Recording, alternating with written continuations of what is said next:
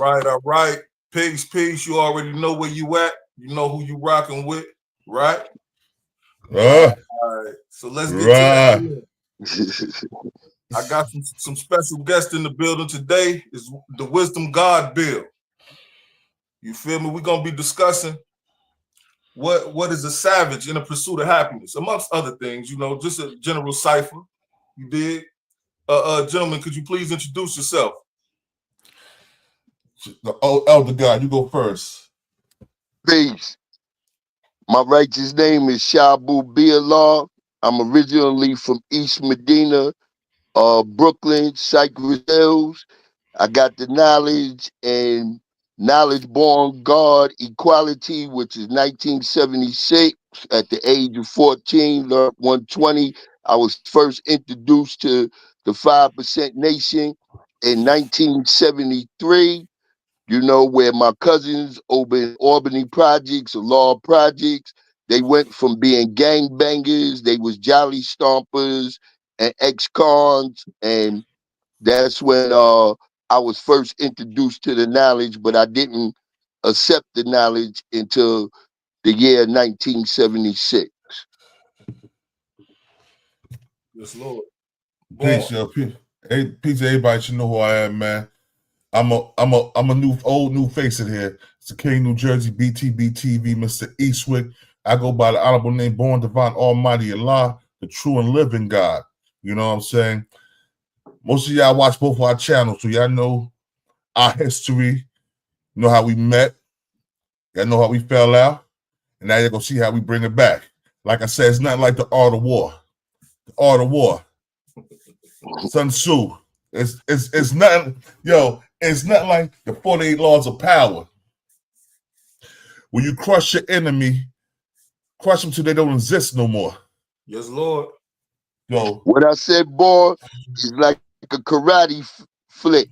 You know, when a clan roll on another clan, they look to kill everybody in the clan because they don't want nobody to come back for revenge. So we had to eradicate the savage today on the Wisdom God Day. All being born to born. Sure indeed. Our names, all three borns up here. Mm-hmm. Power, absolutely. You know what it is, man. Shout out to Monique Hill. All right. Gentlemen. There's a lot going on in the media, but I think we're gonna skip forward past the BMF thing right now at the beginning. I saw a video that was disturbing. Somebody sent me a disturbing video of a guy that was saying disparaging things about me, to say the least. But not only myself, he brought the entire nation, the 5% nation of gods and earths, into the equation or whatnot with this rhetoric, and he produced a lot of misinformation. So, you know, I'm gonna play a clip of his video, and I'm gonna leave it to the gods to clear up the nonsense. Let's get to it.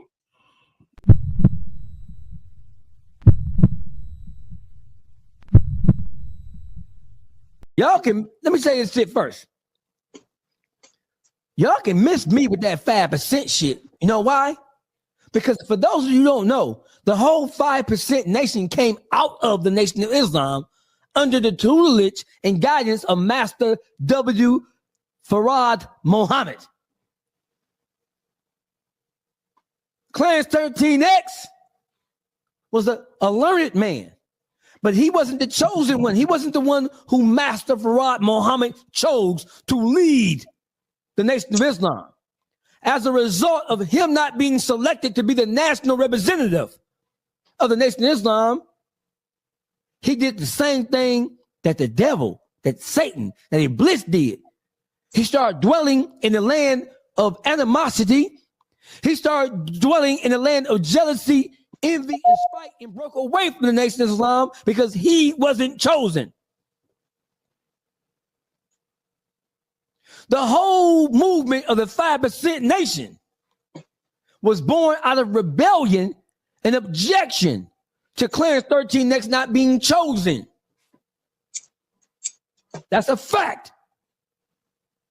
That's why when you look coast to coast, when you look worldwide, all you see is a minuscule representation of those who purport to be Muslim. They're not a proper representation of the Honorable Elijah Muhammad.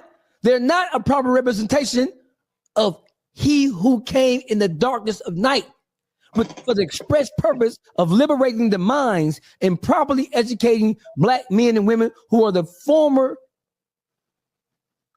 children of our former slave masters. So the 5%ers are nothing more but a ragtag collection of motherfuckers who don't want to bear witness to the rules and regulations.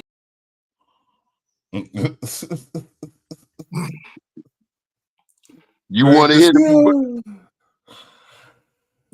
the first one, or you want me to go? No, go ahead, guy. Get busy, man. All right. First, I'm gonna start out with today's degree in the 1 to 40, or let me say, a savage is a person who has lost all knowledge of self and is living a beast way of life. Because this is what this show right here is basically about. Okay? The day is Wisdom God. What is the name of the place where the devil was manufactured?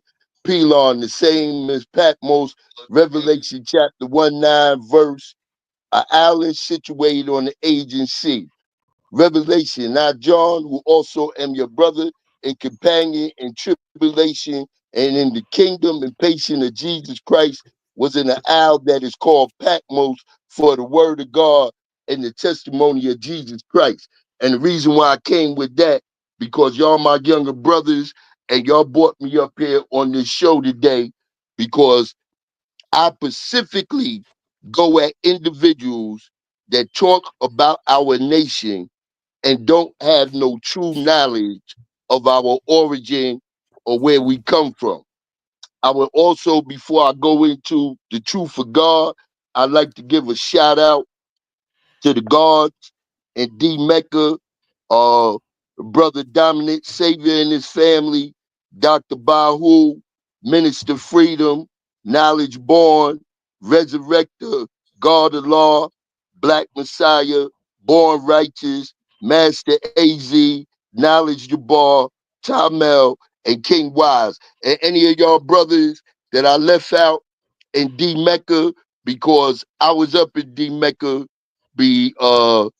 2011, 2012 for 6 months on Chaplin, Joy, Liverworth, Dexter Ave, and the guard was walking through doing his job like God does in the ghettos of hell.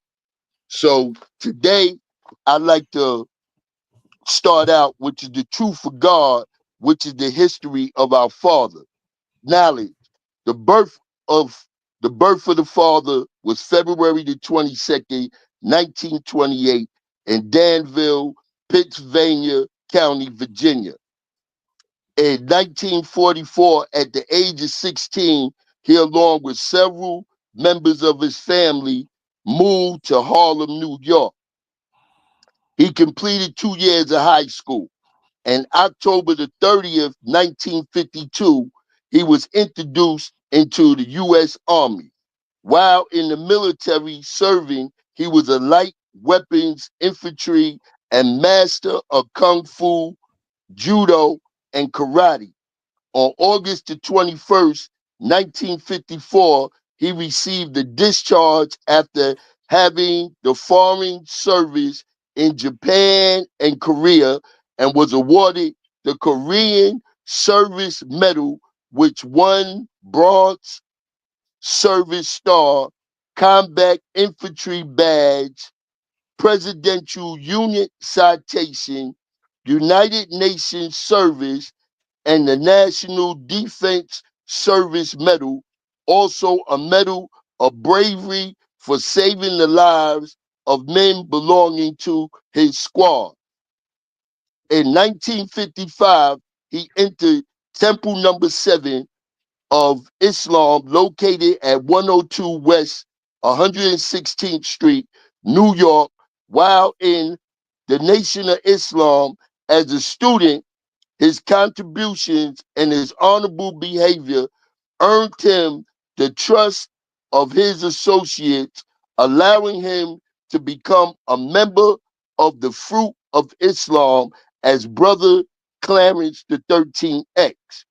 In 1957, he moved up in the ranks of FOI to become lieutenant and one of the top instructors of the FOI.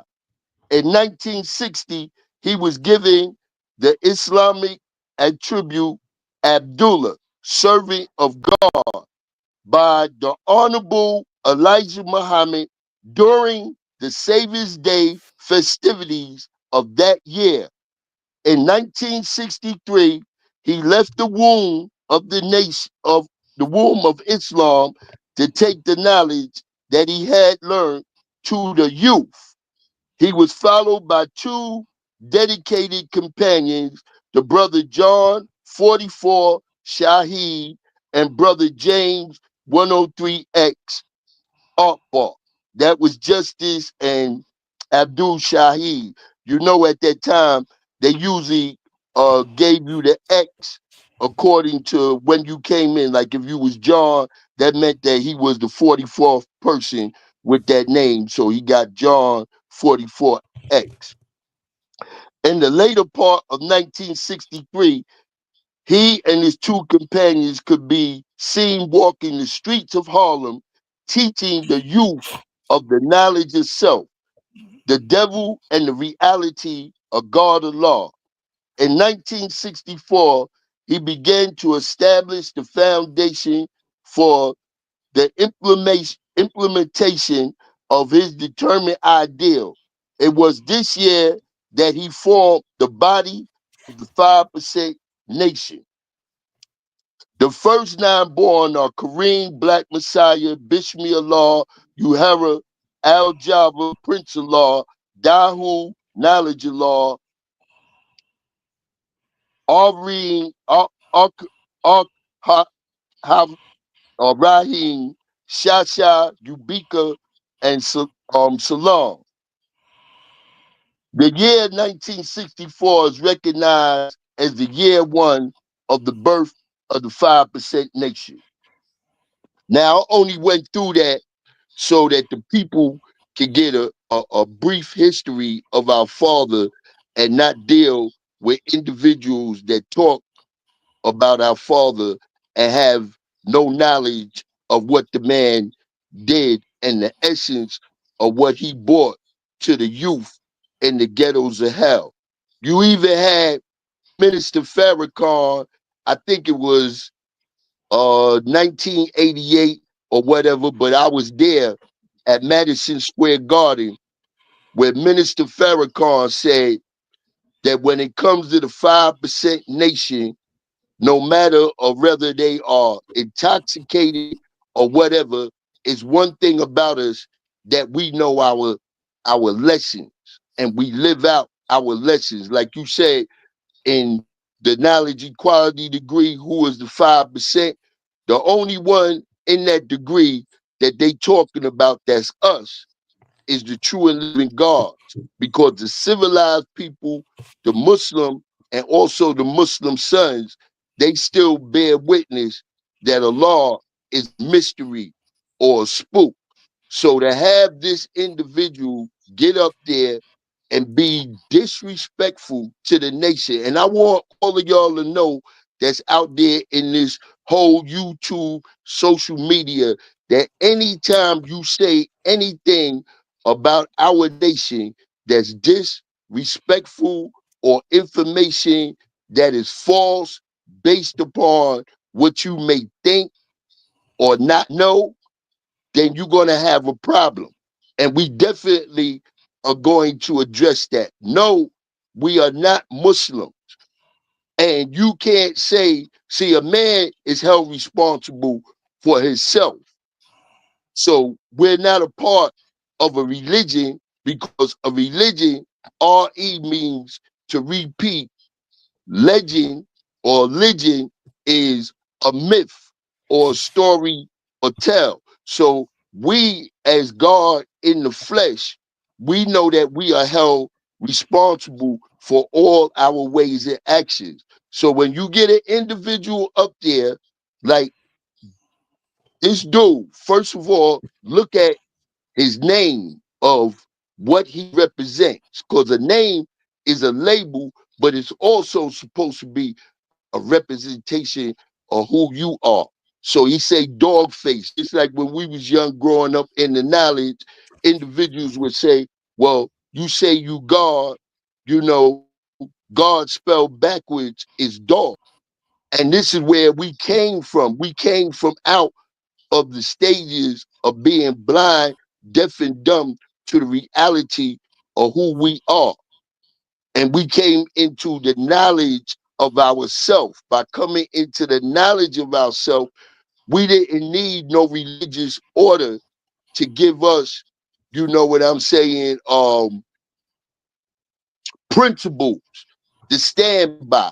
Because you know, as an individual, if you out there getting high, if you're not taking care of your kids, whatever you doing that's not right and exact, excuse me, you held responsible for it.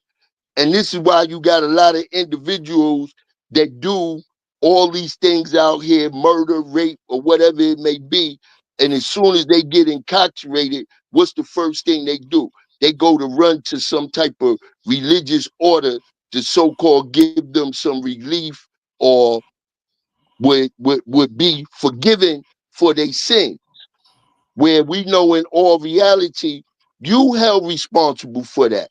And most of them that fell victim to whatever they fell victim to that caused them to get incarcerated, that was they guard, crack, dope, or whatever, that once they get back out in the free cipher, as we say, you know what I'm saying? They go back to those same things because they don't have the necessary self-discipline. So for an individual to talk about, oh, he didn't reach the top of of in the nation and everything else, Elijah knew who he was. He knew the Father was that 400-year seed that they talked about that would come and give us the true knowledge of self. This is why our first degree in our student enrollment, who is the original man, the Asiatic black man, the maker, the owner, the cream of the planet Earth, Planet and Earth, father Father, of civilization, civilization is God of the what universe. causes us to be, and God of the universe is what causes us to be responsible for that. Because when you look throughout history, from the beginning that never began, we are the mothers and fathers of every group of people on the face of the planet Earth.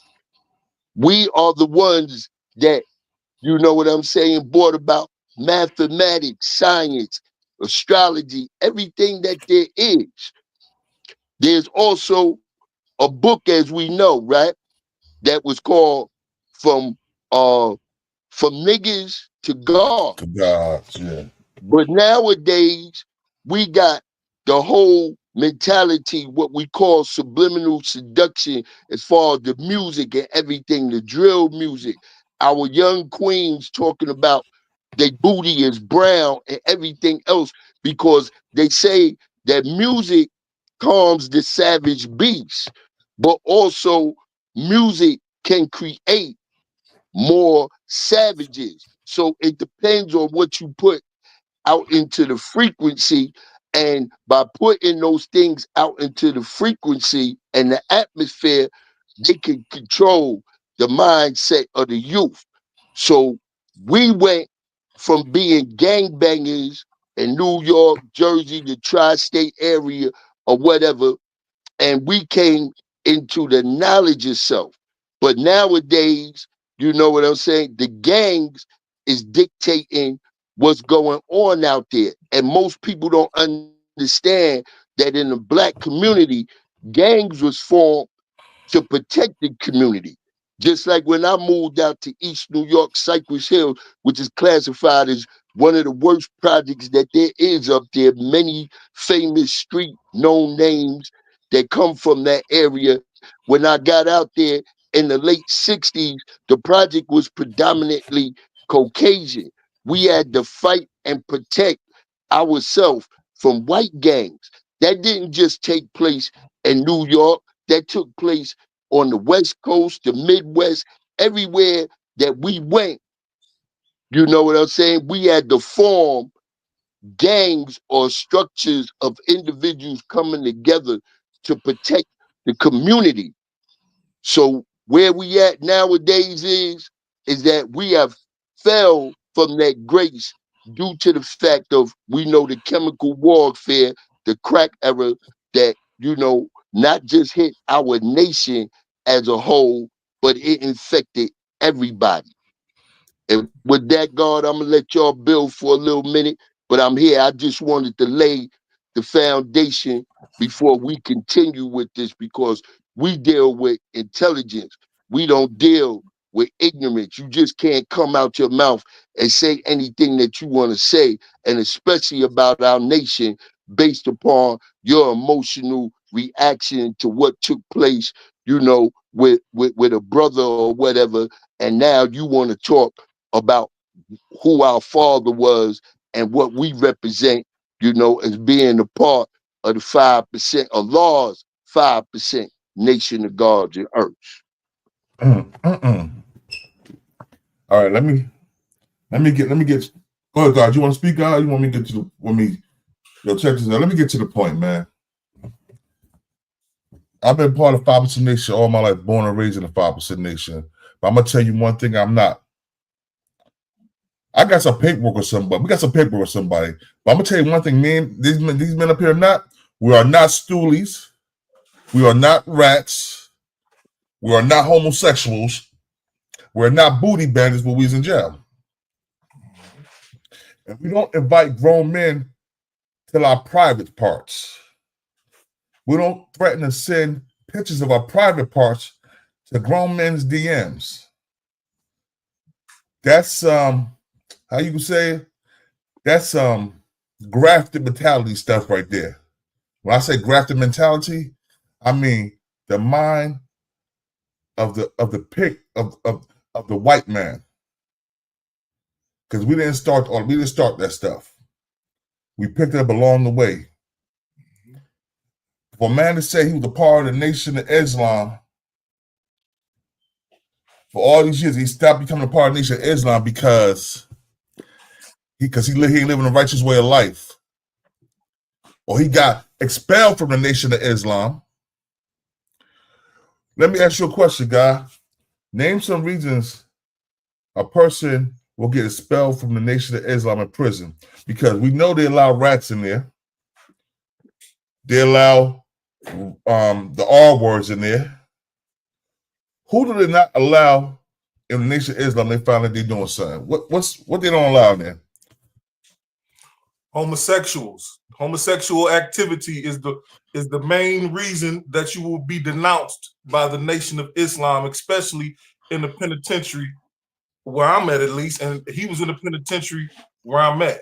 You know what I'm saying? The penitentiaries in New York and New Jersey too. Yeah, and the MDOC, they don't, if you playing with boys, then yeah, they don't recognize that as civilized behavior, to say the least. You know what I'm saying? So him running around saying he was so tough, he got kicked out the Nation of Islam, man, you putting that bone on yourself, bro. You know what I'm saying? And pause on the bone, you know. Pause, right. Pause on the no bone. diddy.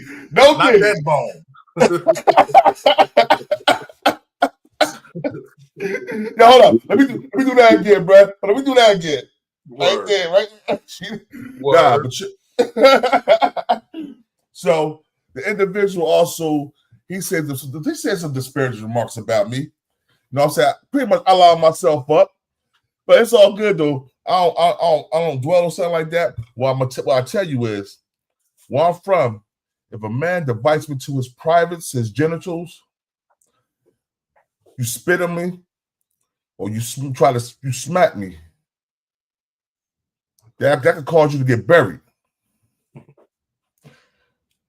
I'm just being honest. So you talking all this gangster talk, you're screaming loud, you know what I'm saying? You're denouncing the 5% Nation, but you in love with a light-skinned boy from Detroit, from DC. Ooh, is this the Eon? I believe it is. I believe his name is the Pink Panther, man. The Pink Panther. What grown man called himself the Pink Panther? That was his God-given name in the penitentiary, man. Yeah, you know I know. Yeah. Yo, God, what grown man called himself the Pink Panther, God? Something got to be wrong with him to even go into those type of areas, you know.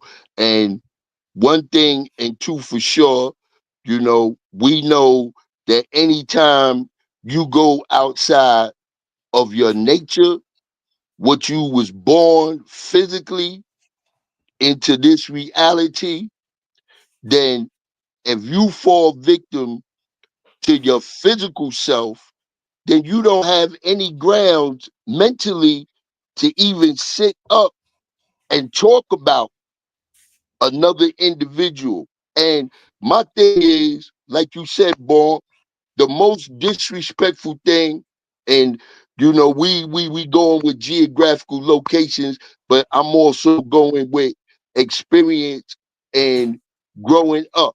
I knew from a young child that if another man told another man to suck his divine IC kingdom, like you said, those are words that could get you killed. And a lot of individuals think that nowadays, especially on the internet, where you can't see a person face to face, that that's the first thing that they could use to be so disrespectful. And the reason why they use that is because their lack of intelligence and being able to be disrespectful, that the only thing that they can resort to is to invite another man to their private area. The only person, you know, that you should be satisfied with making that statement to is another woman. And a lot of women will find that disrespectful depending on the situation because it's a very disrespectful statement.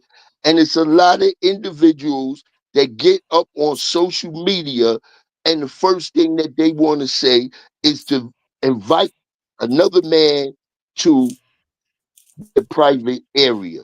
So I can't. Pause. Let me cut you off, but check this out. And the savage pursuit of happiness told my mother, said my mother could suck on this meat.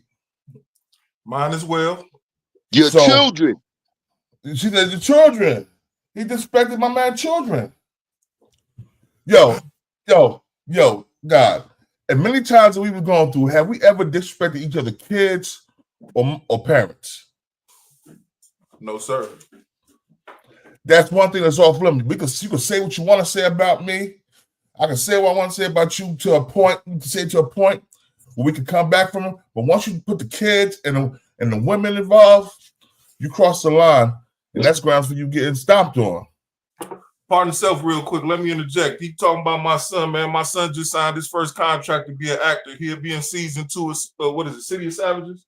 City of Savages season 2. It'll be on your Roku television, and it'll be on your Prime, Amazon Prime or whatnot. He's 10 years old. So you got grown bums out here. You know what I'm saying? Disparaging a 10-year-old boy or whatnot because he in his feelings and he not man enough to address the man that he got the real issue with. You dig what I know how to hit my target, homeboy. The truth hurt more than a lie. You feel that's me? That's why he got so mad when I say he was up in that prison in Michigan, messing with them light-skinned boys, them Puerto Rican boys, them Arab boys, all them boys. That nigga was in Boys Town. Listen, man, a man that continuously says sticking his finger in another man's rectum. You know what he was doing for 17 years in prison. All he talk about is his penis and putting his fingers in men's rectums. So you already letting us know what your game was in there. You know what I'm saying? He good as the booty monster from Turned Out. What's my man Mark Moore? You know what I'm saying? What's old boy? What's his name? The other one. Fleece Johnson. That he Fleece Johnson Jr. Fleece Johnson. Yeah, he's Fleece Johnson Jr. He's like, ain't nothing like a man's booty. Furthermore, for him to call my son or daughter or whoever ugly, my kid's ugly, is pedophilic. What they supposed to be pretty little kids to you, they supposed to be sexy or something. What the flip side of ugly is pretty. So you want my son to be pretty to your 52-year-old pedophilic self? You know what I'm saying? Because that's what that screams to me. You know what I'm saying? Why are you looking at individuals' children and judging them on whatever looks, they parents, whatever you doing? You know what I'm saying? That got nothing to do with the issue. That just lets me know that they dealing off fiction and we dealing in reality. You know what I'm saying? It's two different worlds. Yeah, God, and like the reality is just like our flag. You know what I'm saying? The universe is everything: the sun, moon, and stars, man, woman, and child. You know, so the father is the leader and teacher and guide of his family. He is the protector. So anytime you violate my family, it's all out war. Absolutely. You know? And this is once again what we talking about when we talking about, you know, a savage is a person who has lost all knowledge of self and is living a beast way of life. And you say that you was confined with this individual, so you knew how this individual was moving with inside the penitentiary. So if you fell from grace to the point, you talking about, oh, the 5%ers, we ain't got no discipline. We do this, we do that. But once again, you fell from grace with the worst act that you could do as a man, which is the lust or deal with another man, but you got the nerve to sit up there and talk about the foundation of what we are and what we have done in the ghettos of hell. Because a lot of individuals back then, we know that it's structure within that, but it's also economics. You know, I come from the era where they was, you know, the Muslim Brothers, the Nation of Islam, you know, and all praises due to the messenger and what he delivered, because without Farad coming to the shores of North America, you Hold on, know, parts of God. His name is W.D. Farad Muhammad. Muhammad. Exactly. Not Farad Muhammad. It's W.D. Farad Muhammad. If you want to say it right, you say it correctly. And see, that's the problem right there, because when you're dealing with individuals with lack of knowledge, then they gonna just present, you know, a little bits and pieces, just like he took the clip or whatever of you talking about, you know, you gonna tell to the police. No, that wasn't what you was getting across. It's just like with me. If I'm out and a lot of the young guards or whatever, and they want to ride or something, and I know that you involved with street activity, I'm not no snitch. But I'm going to tell you, at this stage in my life, I'm not choosing to die with inside the confinement of the penitentiary wall. So I'm going to make it clear to you, when you get inside my car, if you got a gun, if you got drugs, or anything of that nature, that if we get stopped by the police, that is yours. You are held responsible for that. I'm not going to not drive you where you want to go, but let's make this crystal clear from the foundation that you are going to be responsible for what you're doing. So you got individuals that want to play games, and they're going to make little clips and everything else to make it seem like, oh, well, Bourne is telling you that he's a snitch. He gonna snitch you out. No, play the whole clip so that you can get a full understanding. Because just like we say in the nation, you know, we take it from knowledge to Bourne. and then from born back to knowledge before we add on the cipher, which makes it complete. And that was the beauty and the gift. See, the difference between us and the Nation of Islam is that we apply our supreme mathematics. The supreme mathematics is the science to our way of life. So once we learn that one is no longer one arithmetic, but that stands for knowledge. Knowledge means to look, listen, observe, and most importantly, respect. Respect. So that means that everywhere that I go, you know what I'm saying? The first law of nature is for me to do the knowledge. So if I'm doing the knowledge to an individual that's presenting itself like a savage, then it is my duty as a civilized person, you know, to teach him the knowledge of himself, you know, and to bring him back from the stages of being deaf, dumb, and blind. A lot of individuals nowadays don't want to hear those things, and they say, "Oh, that's the past," or this, that, and the third. And this is why we got all the things that's going on in our community. When you look at it, because of these individuals, because this is a vehicle. Social media is a vehicle to be able to teach the world. We got the youth between the ages of 10 years old to 17, 18. They doing the majority of the killings amongst each other. And this is why the Father came and gave us knowledge of self, because then we learn how to respect one another. Like you said, born with you and the God, I know how far we gonna go with each other, even if we get angry at each other or whatever, you know. And we was taught the first man that throw the blow is wrong. Now, if we can't get along to the point that, yo, boy, you know, justice, we got to go and we got to shoot a five with each other. Then that's All right. what we do. Because you could give somebody a black eye, a bloody nose, a busted lip, and they all right the next day. Help them It's, right up. it's individuals that I grew up with that I fought 3 or 4 times. I done had cats knock on my door when I was young and say to my mother, you know, Miss Ivory, under my government name, could he come out to fight? There's nothing wrong with a fight. But nowadays Yes, you got, amen, bro. That's gangster, right, you man. got individuals 90 pounds, 100 pounds, you know what I'm saying? And they got The a gun, gun on them. the gun weigh more than them. The Right. gun weigh more than them.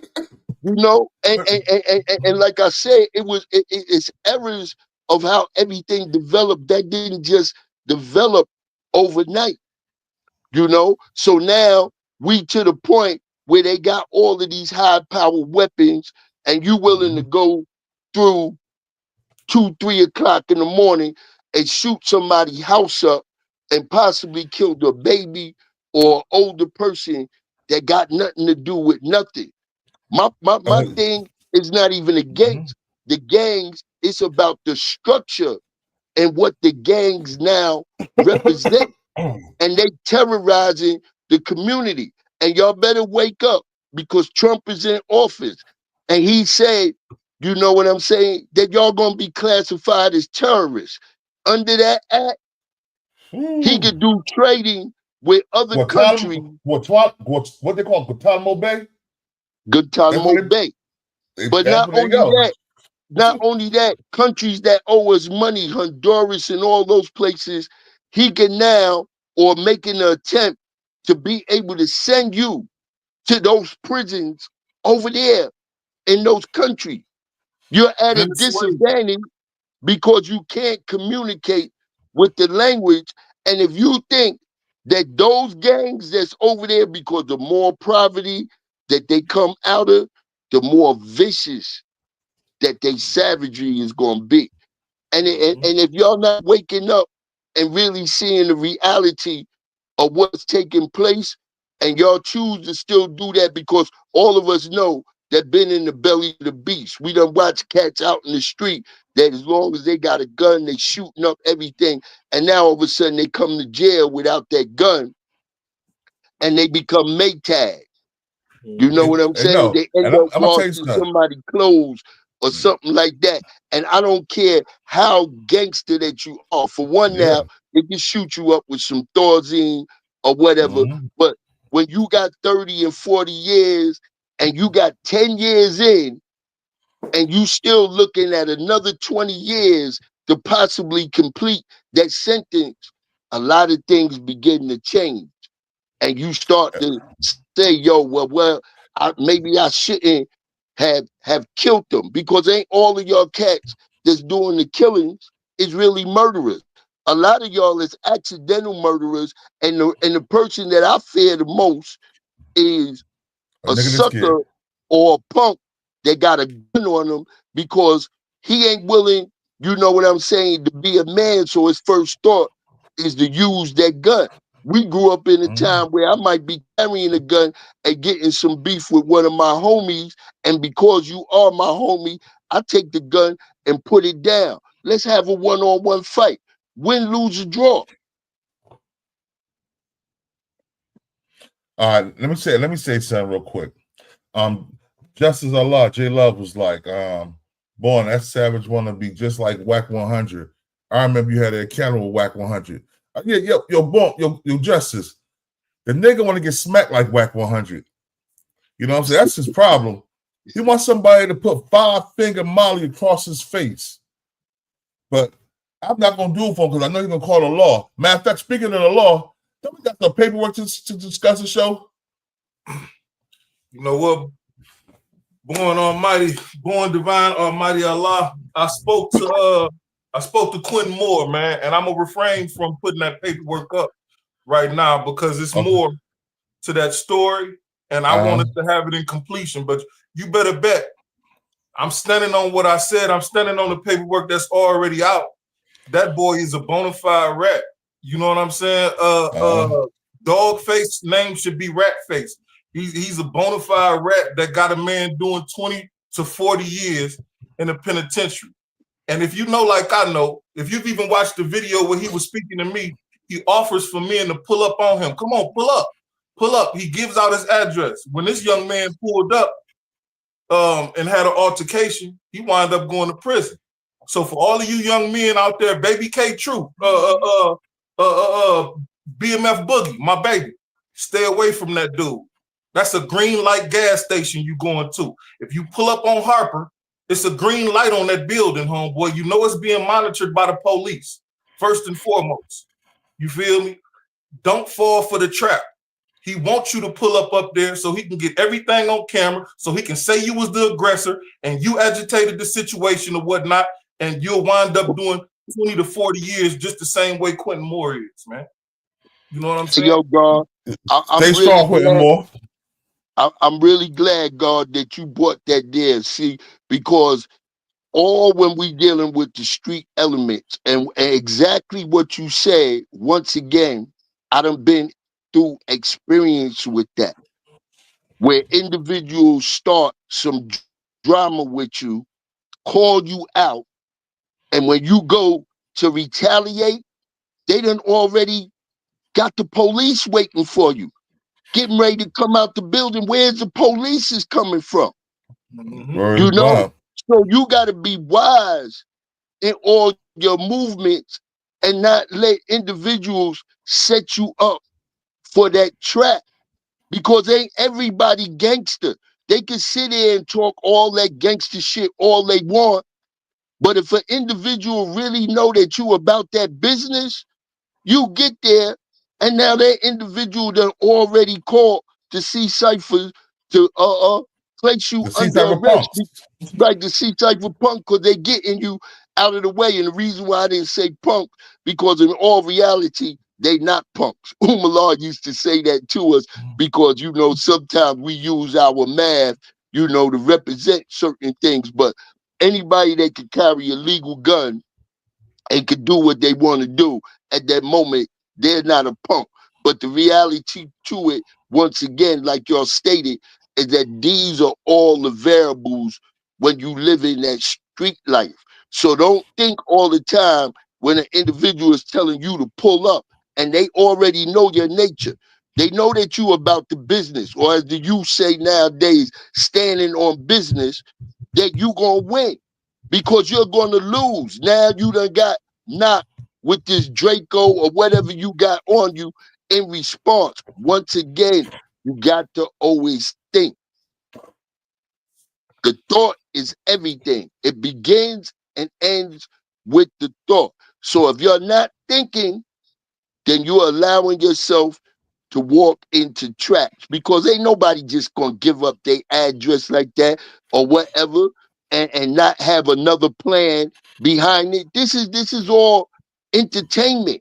And they always want to take it too far, with acting like everything is supposed to be like that. This is a whole fake world from the butt shots to everything else that's going on with the women. In my era, if you was born bald headed or whatever, then you had to live with that. Now they got some hair, then they could get some breasts, then they could get some ass, and it's the same mentality with the young. They gangster until they get in front of that divine evil, that devil, and he's telling them, yo, you getting ready to go away for the rest of your life. Everybody want to walk around and act like it's a big thing for a kingpin to be a rat. 90% of them become rats. Nicky Barnes, Sammy the Bull, or Whitey Bulger, he was working with the feds for over 30 years, still killing Rayful Edmonds, Right. fucking Alpo, AZ Faison. A lot of y'all keep saying AZ Faison a rat, but he a bigger rat than Alpo because he told on Alpo and other people in his paperwork. He told a lot of people. Kevin Childs, listen to Kevin Childs' story, and Kevin Childs will tell you who put the feds on to him. Stop thinking all these delusional, mysteries about what it is, and all reality is not like that because them individuals ain't willing to do that, or they mothers, they old earths get involved because the feds will play dirty. They'll tell you, oh, well, I ain't got you, but check this out. If you don't take this 5 or 10 years right now, I'm coming after your family. And then individuals use that as an excuse for why they told. If you're not into it, just as much as you get the rewards or whatever by whatever you doing in the street, be able to accept the consequences. I faced it 165 years of life for 6 attempt murders on the police, and I'm not bragging about none of these things. I'm using these things to educate the youth. And while I was going to trial, I used to wake up every morning and look in the mirror, and I had to look at the reflection of myself, and I couldn't see no whiskers. I knew I had to stand up and accept the consequences. I'm not going to bring the next man or any of my peoples into a situation that I got caught for. And I ended up beating that in trial. So I know because I done tested myself. If you ain't test yourself and you saying this, that, and the third, then you really ain't built like you think you built, because the consequences that come along with whatever you dealing with, you better be willing to accept that. Don't make up no excuses after you got caught or no justification for why you told on the other individuals that didn't get caught. That's a fact. And like when I was in the feds, I came from the feds. What was it? Was it September? June 2020? Right? I got the feds for good. June 2020, got the feds for good. But while I was in there, in my 40s, I was up there with a lot of young boys. I'm talking about a lot of gangbangers. Yo. And they was 18, 19, 20 years old. And when they started calling me Pops and OG, and I'm like, nigga, I ain't your father. Then I had to think about it. I'm in my 40s. I'm here with y'all. I'm the stupid one. So my job is to do right now is to just teach y'all, you know what I'm saying, guide y'all, so y'all won't do it again. I was in there with young boys facing RICO charges, bruh. At 18 and 19 years old, getting caught with narcotics and guns. And they was gonna never come home because of the set they was a part of. The whole set got the same time, basically. Just others got multiple life sentences in the feds. You know what I mean? Yo, Judge, could you go on that same video?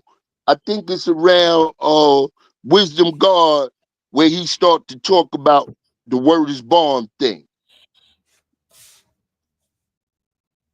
Oh, you talking about The the clip same I video played? that you just, yeah, the same video you just played from Dogface.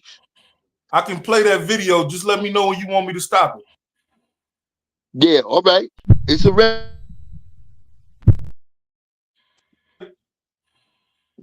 Pardon yourself. What you say, Lord? I said it's around like 27 minutes or whatever when he start talking about the word is bond thing. Oh, nah, we ain't gonna do that, guy, because he's too much profanity.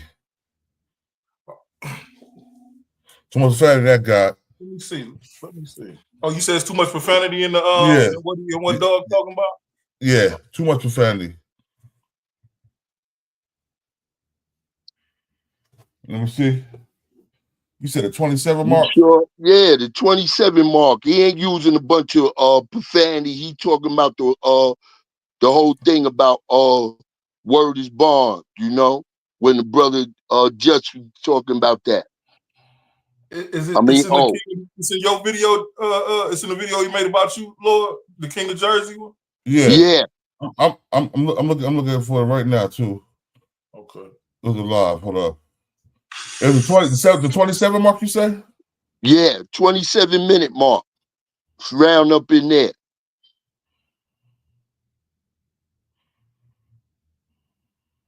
Used it as an illustrated point, not me. You came down on that shit with conviction and enthusiasm as you describe what you would do if it ever came to a situation where you would with somebody and they bust them up and bang the nigga, and like in the infamous words of Hassan Campbell, that nigga snot box. You don't want to say that. Why you mad at me? That nigga mad because you dig this shit up. Yeah. He just so happened to be in the motherfucker. Praise Jesus. I rebuke your bitch ass, fat mouth, finger point. Did that man just say praise Jesus? Yeah. No, I mean that's something to talk about, but I know it's like 2750 is somewhere up in there that he start to talk about. Yes, in the name of the Father, the Son. Hold on, let's see. 2750. Or a little bit before 2750 is right there in that area where the brother said word is bond and he. That's what I'm saying. Words. Okay, listen. Tell me where I'm wrong at. Tell me. Tell me. Yeah, you're right. 5% are not Muslims. You're right about that, right? Tell me what the fuck the 5% part right now. We ain't gonna get bogged down with religion, bro. Tell me what that is y'all just heard, bro. Tell me. A nigga saying he had tell everybody. Jump in the dog pound, bro. All right, now there you go with the words bond. Your God. Yeah. There you go with the word is bond. Now what you want to say about that? Well, you know word is bond regardless to whom or what. Yeah, You know, truly. and I give my life before my words shall fail. You Most know, definitely. that's the ultimate. I'm not going to just say oath or whatever because I don't want nobody to get this confused with no masonry or anything like that. But your word is your bond, meaning that if you say something out your mouth, like we say one word to change a nation, then you held responsible for that. Like most of the gangs that say nowadays, you know, word on Larry Hoover, King David, or Power Rule, or whatever. You know what I'm saying? We were the first ones to take the ultimate, reality of your word being your bond. And this is where we don't come into any conflict. And just like growing up, if I get around an individual that say he like to me, and every time he finishes a sentence, he got to say word is bond, I know to watch that individual. Because your word should be your bond in the reality of what you saying. You're not just going to say things that's Mhm. not a fact, or you going to say things that you just putting out in the atmosphere to manipulate people. Because words have power and it has meaning. And this is why we going through a lot of things that we going through nowadays in society, because individuals' words are not their bond, and they allow their emotions to supersede their intelligence. And they confuse that because of what we saying or whatever, because we know holy means something that has not been mixed, diluted, or tampered with in any shape, form, or fashion. And we Fact. all been subjected to that. But there's a difference between me taking on the reality of abusing my own self, like the intake of drugs or whatever, in comparison to like some individuals that made statements out there. Yeah, the 5%ers, they was giving packs of crack to 9 years old and everything. I'm not going to deny what may have been going on in their area, but I know from where I'm from, you know what I'm saying, and being one of the originators of the law team, the A team, as they say, out of Cypress Hill projects in East New York, Brooklyn. Most of us that was 5%ers and the individuals that I taught, we would never do anything like that, because we dare to protect the youth. We dare to let the youth grow, not to stun their growth, or they got to worry about while they playing on the basketball courts. Once again, back in those times, no matter what gang activity that was going on, you could go to the park and play ball, and it was off limits for somebody to come by and be shooting at a bunch of youth because they in the park. It's the parameters that's going on now. It's no longer no structure and no regard for life. And a lot of that comes out of the crack era, because I seen dope fiend mothers, I seen alcoholic mothers, and they still took care of their seeds, their babies. But when the crack came along, it changed the whole nature of motherhood. And we all know that the mothers are the first nurturers, because who the seed is attached to for 9 months, born month, is the mother. So the mother has always been the nurturer, and we know that within our communities, a lot of us have survived without our fathers. But imagine surviving without your mother, without that unconditional love. You see, because your mother is Yeah. the first one that's going to show you unconditional love. So if you got a bunch of children that are being raised without that unconditional love, then it's not hard for them to take the life of anybody else, because they don't know the meaning of love. Love is a high elevation of understanding that exists between two or more people. So we don't have the love. Allah is love.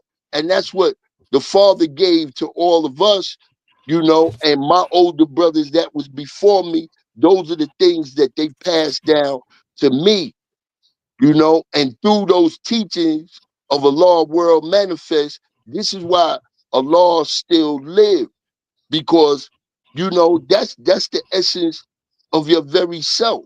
This is why we say is arm, leg, arm, head, and like the younger brothers say now, supreme head.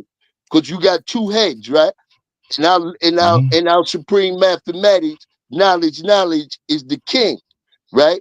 You the Yeah. king because you got two heads. You got the head that's on your shoulders and which you think from, and then you got the head between, your legs. So therefore, that's what makes you the king, because when we deal with the creation of a baby is created through a live seed air particle and a clog of blood.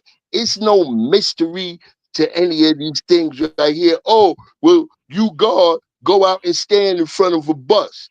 All that clown shit that we grew up with. We are Yeah. living reality. Don't take mystical things and attach that to God. Just like it say in the Bible in chapter 1, verse 26, what it say? And so God made man in his own image and likeness of himself. Like And, Malcolm said, you know yeah. what I'm saying? You can't have two cats in the oven and they mate, and the cat makes a biscuit. No, the cat is going to make a kitten. We have been separated through language. So now you got a Dominican or whatever that'll tell you he not black, but he blue black. You got an Indian that's blue black that'll tell you he not black, he Indian, because the reality is he wants us to think that we are all different. So when they say that our lessons is out of date and everything else, that's falsehood once again, because we know we got to renew our history and apply it to the current events of today. And this Okay. is how we keep it going. So, God, let me ask you a question. So, with the DC cat, this DC cat, man, why he always jumping in other people's business when he don't have no business to, bro? He too is also an informant. He informed on his co-conspirators. He's the only one home, by the way. He got arrested for murder. Yeah. And he informed them that he didn't do the shooting, and he don't think that's informed. Nigga, when you tell him I wasn't the shooter, you pointed the finger at them other two niggas. Now, I don't know if you named the name or not, because his paperwork mysteriously disappeared offline. It's hard to find a traffic ticket on this particular individual. He fancies himself tech savvy. You know what I'm saying? Or he working for the government still. They're trying to keep or he still works for that's also a viable a reason, man, because he for some reason he seems to get sealed documents. Now we know the reason. I can't say out loud the reason because I'm gonna leave that to the other people to say, but we know who he deals with in order to get the documents. But he doctors the documents. You could have a possession with intent to deliver. When he gets your documents, you'll have a tree jumping case. Yeah. You know what I'm saying? What? Word, he do that? He be doing that too? People like this bank on the fact that their audience is too lazy to do their own research. Yeah, Bank on the fact numbers. that their audience will go with their word, will take their word for certain things. You know what I'm saying? Mm-hmm. That same individual been calling me a rat for 5 years with my inmate number, access to all my government name, my inmate number, and access to all my records. I ain't never pulled no paperwork because it ain't none. But he went from calling me a rat to a rat lover. Oh, I can't call him a rat, so I'm gonna call him a rat lover. Cut it out, man. That's projection. You feel me? You can't project that on me because that's what's in your life. That's what's going on with you. So he won. He won two ass nigga. Excuse my language. That's all that is, man. I'm gonna say this clown name. Maybe you get some more subscribers. What's his name? Eon Williams. The DC Blacks. Eon Williams. The DC Blacks. Eon Williams. We talking about a man. Let's Elder God. We talking about a man with an active stalker, with active stalker paperwork on a woman that's probably, let's say, 8 to 10 years older than him. I mean, he's actively right now going through court for stalking this woman. And this is no BS. This isn't made up. this individual took videos from my page to court to tell them that, hey, she got him saying stuff about me and stuff like that. You know what I'm saying? So when you're dealing with individuals like that, especially in a physical form, it's a lose-lose situation. You know what I'm saying? Because all he gonna do is tell on you. Just like Dogface, you feel me? Ain't no retribution for this, because the only thing you're gonna do is tell. You know what I'm saying? Same thing you did to Quinn Moore. What they call it? What do they call it? The run tell them that. Run tell that nigga. The run tell that. Tell that. Yeah. Born Our Power, don't sweat it. We'll just get Terry Price, Esquire on the Family Davis group doc, and Dwayne's personal lawyer. Yeah. That's what we need to do, because some facts got to hit the floor. That's the thing that separates us from them. See, we deal in reality. We deal in facts. We don't deal in fiction. We don't bow our head to no mystery god. So, you know, and that's not to be disrespectful to nobody that does. Yeah, bang their head on the floor. I'm gonna do it. Yeah. But what I'm gonna say is, when we dealing with facts, and we do pull up paperwork. And I do my due diligence. Even for the person that kept saying, "Well, I'm calling Big Meech a rat." I've seen the paperwork. I see the 11C1C. I did the knowledge to it. I seen the docket number. The docket number came up. You know what I'm saying? So I'm letting you know that's not opinion to me. That's a fact, because I've seen the paperwork myself. The docket number was on it. It wasn't diluted or tampered with in any form. What docket number is that, bro? Because I still don't believe Meech is I don't believe Meech bit the cheese. I don't believe he a rat on the trap. I don't believe none of that. Let me see something. Matter of fact, let me find a video. I sent you the video, and I'm gonna show you. Byron Blake, right, boy? Byron Blake, yeah, the guy named Byron Blake that did hold on one Black second. and white. You can't trust him, yo.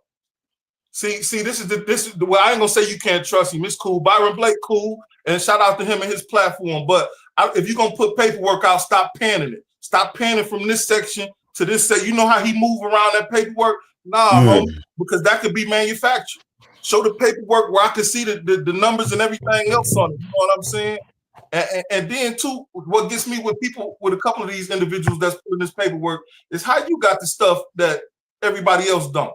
We all got certain paperwork that's floating around the internet, certain stuff you can go pull up immediately, download a PDF, but you got the part where it says this or where she said that. Like the whole Tammy said, "Can I get Big Meech a time cut thing?" The first time I seen that was on 1090 Jake's video. And that was supposed to be leaked from 50 Cent himself. But even then, it's just a square. Why y'all didn't put the complete testimony up, the complete transcript, at least the complete page? Y'all just put up a square like this. For all I know, you can do that on your computer. You dig where I'm coming from? Yeah, but one thing I said about the Byron Blake thing, that when he showed the paper, it go up, it go down and up. You know what I'm saying? It showed the docket number at the top. He start from the top and he work his way down. With everything. Hey, boy, what you gotta explain to him what he did in that video under 11C1C, right? That was an agreement between Meech and the judge, right? You got ranges, right? Under them being the principal co-conspirators of that RICO, it was him and Southwest T. This was in 2007. Okay? Now, Meech was in there under the 11C1C with an agreement. This is an agreement with just him and the judge. Under that agreement, right, he could get a range of 20 years to a maximum of 30 years, right? This was 2007. But the only way that he was going to be able to get that was that if he got Southwest T not to go to trial. Everybody knows, and see, that's why I don't have co-defendants. on what I was talking about, that my case that was serious like that. You don't got co-defendants, because when you got a co-defendant, whatever he cop out to, later on, if you go to trial, what he copped out to, which is admitting to what took place in that crime, can be brought back up and held against you. So now they was willing to give Meech to take the life off of it and give him that agreement, okay? Now, when he went to meet with Southwest T, Southwest T lost his mind because Southwest T wanted to go to trial. It got so crazy in the room between them. And see, this is where I'm saying people don't understand the games that the government play when they out to make a situation have a certain way. They even had their father there, and their father is the one that got Southwest T to cop out to the 30 years. But understand that Meech had already made that agreement with the judge. And the only way that he could get the life taken off and get the minimum of either 20 years to 30 years was to get his brother Southwest T to go along with not going to trial. This is where it all first began. So everybody want to sit up there and say this. And like I said, once again, I was around them 2004, 2005 down in Atlanta and everything else. But I know what games to play. I was dealing with the equality. I wasn't messing with no third, no none of that. And offers been made that we could have got it 13.5 a brick from them at that time. But I already knew from experience that you got billboards and everything up there, you know, talking about the world is yours. You think they just gonna let you move around like that? A lot of people are still, they never brought up, or I haven't heard anybody bring up that they pulled Meech over one night coming from a club and took $2 million worth of jewelry from him, you know, and he never even went back to get it. So my thing is that out of all this paperwork, and let's just be logical about this, right? Yes, sir. He signed his rights over to Tammy.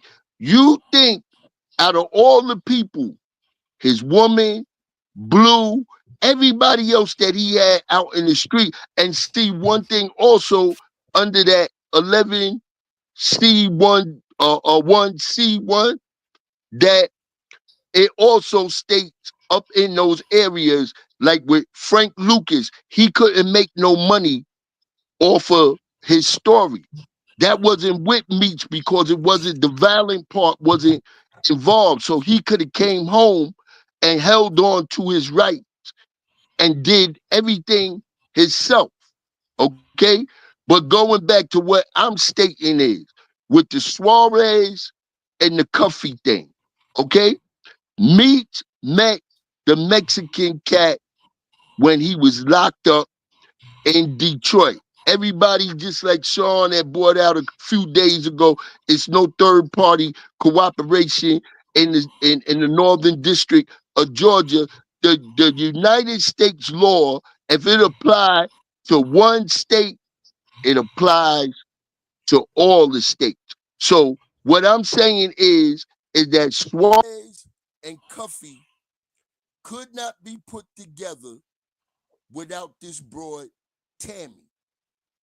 Tammy already sent the first cat to jail, which was Terry White. Why did she send him to jail? Because supposedly she went over there one night.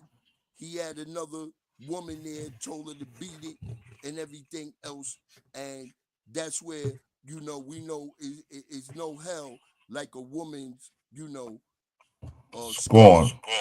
Right? So what I'm saying is to a G is that there's no way that Tammy would have knew any one of them to put in play. So from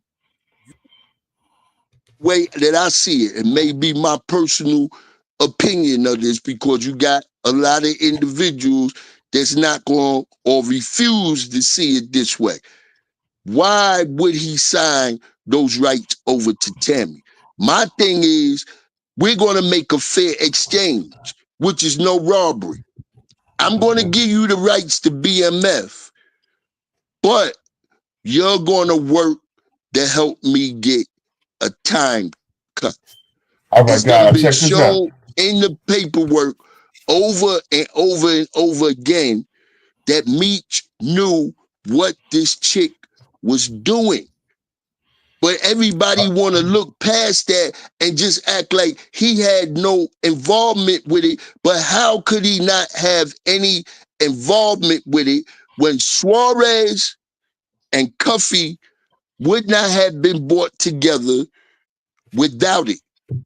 When you listen to Cuffy with the $250,000 that he had invested to make the movie and everything else, like I said, she might have killed two birds in one stone. You got Cuffy and now Meech up on that indictment or whatever with that. But it all fell apart because she ended up dealing with this cat, Keith Cromer. And what people got to understand, remember for Terry White, how she got the 55,000? She got the 55,000. Hey, you A got lot of people Parcel. is not bringing up because that when they raided Terry White's crib, she went back and told him, because remember she was dealing with Jack Harvey first, right?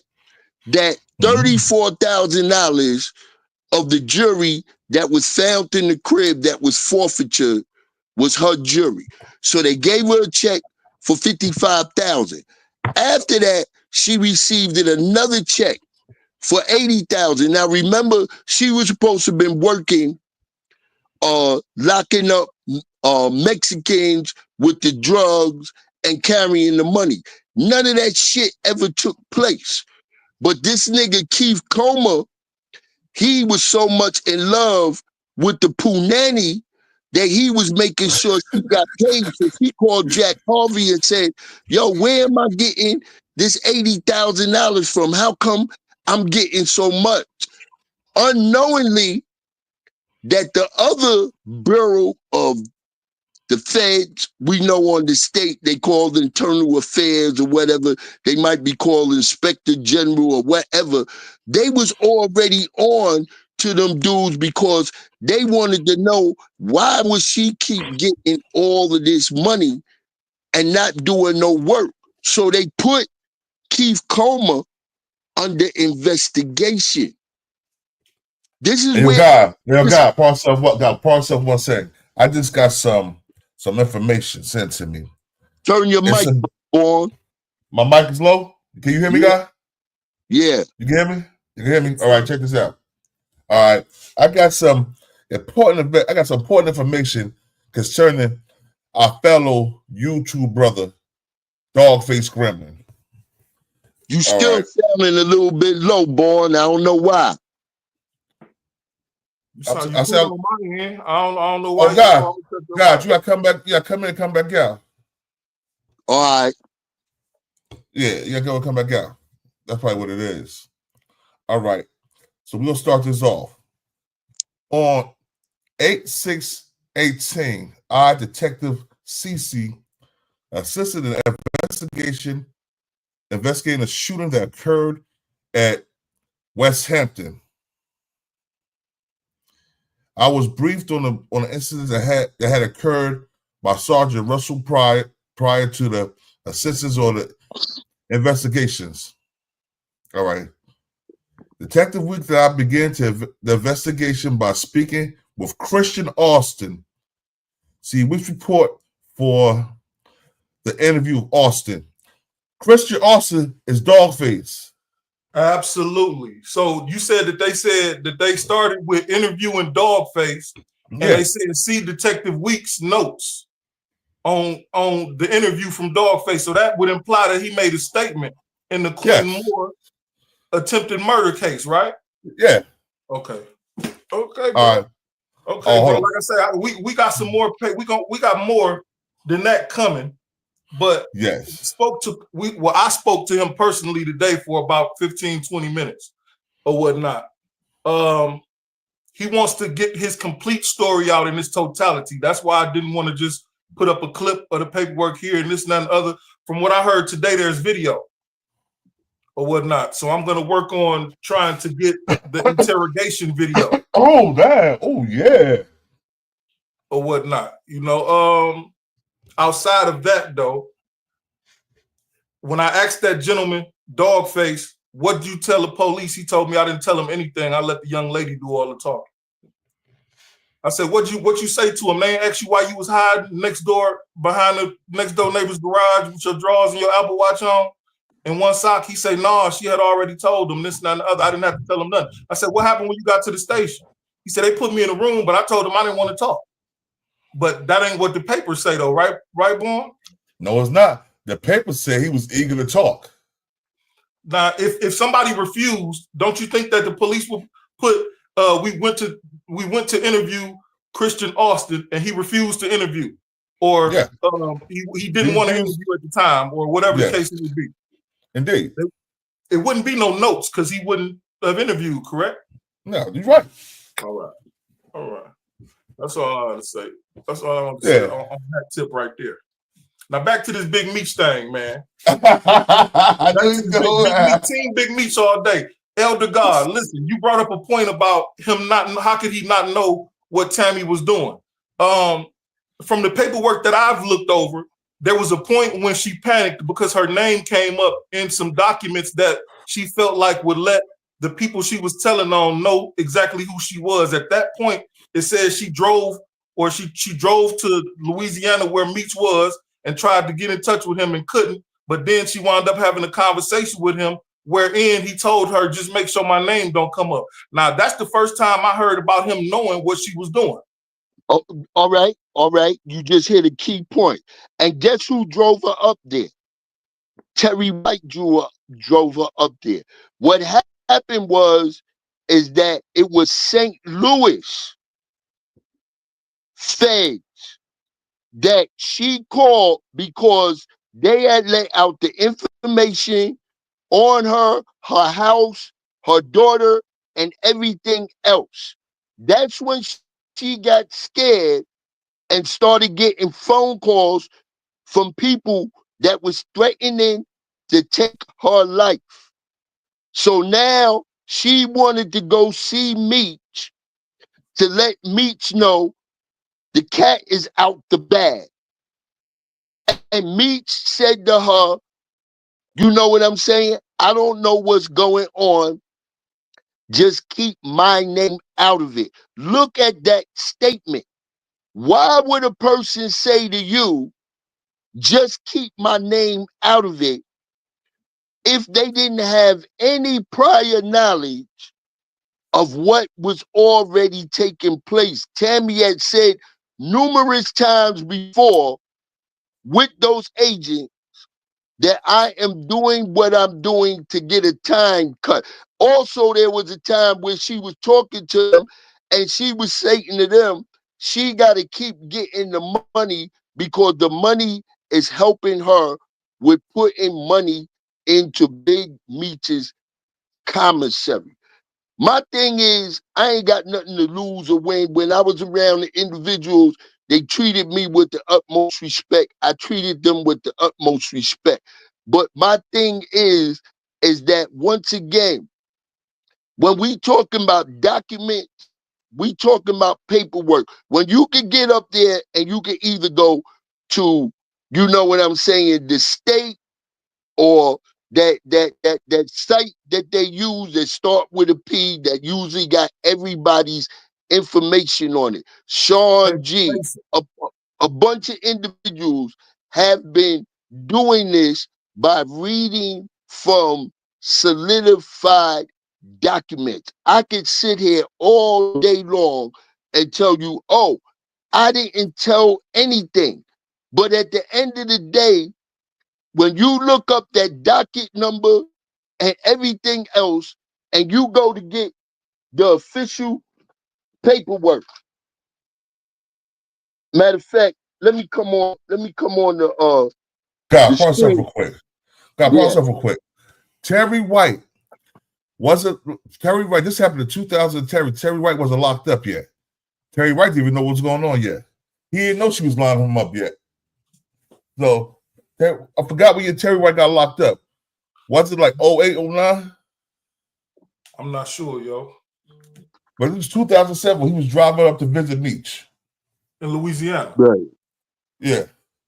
Well, she didn't get a chance to see him that particular day. From what the federal document says, it says she didn't get a chance to see him and spoke to him later on. But here's the thing. Hold up.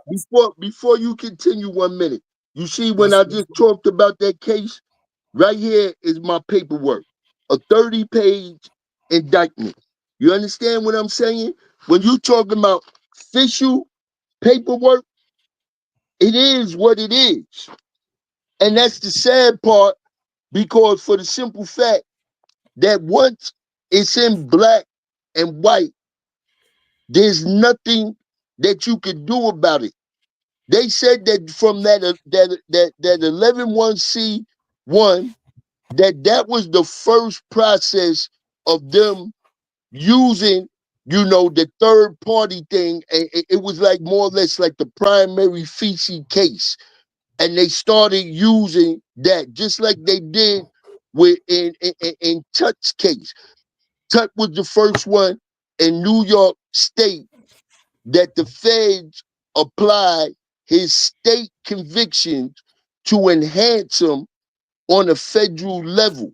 Once again, like I stated before with Born and them up on his channel, my uncle in 1969 went to jail for a bank robbery. Federal crimes were considered white-collar crimes back then. Back then, he got 21 years. When you got 21 years in the feds, you did 1/3 of your time. You came home. He came home within 7.5 years off a 21-year sentence. Once the feds went from that to 65 to 85% of your time, then it's a whole different reality. So for people to say, yo, it's not this, it's not that, his name ain't in the paperwork, it's in the paperwork in a lot of different ways. It's just what we choose to accept or not accept. So I'm gonna let you go from there, God. Go ahead.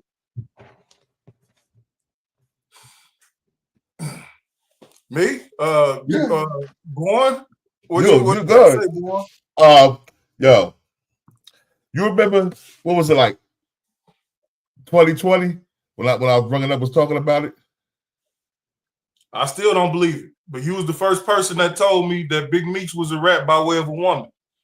You said he got women out here taking down kingpins to shave time for him or whatnot. I remember us having that conversation. Yeah, that was in 2020. That's before it got all blown up like this. You know what I'm saying? The God said it best. The elder God said it best. It's all in what we choose to believe. And I do not choose to believe that Meech is a rat. He brought up a point where she said, where she went to talk to him, or she had talked to him, and Meech said, I don't know what's going on. That's the key words. I don't know what's going on. Keep my name out of it. He said, why would she do that? Or why would he say that rather, if he didn't know what was going on? Well, the first thing that popped into my mind is she already is running BMF Entertainment. She's the CEO of BMF Entertainment.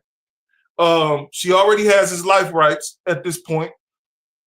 3, he can't stop her. What can he possibly tell her in a crowded room that's being monitored by the federal government, or over a phone that's being monitored by the federal government, or this and that and the other, in order to get her to stop it? Like them, the first 3 things came to my mind. Now, she did blow the case up.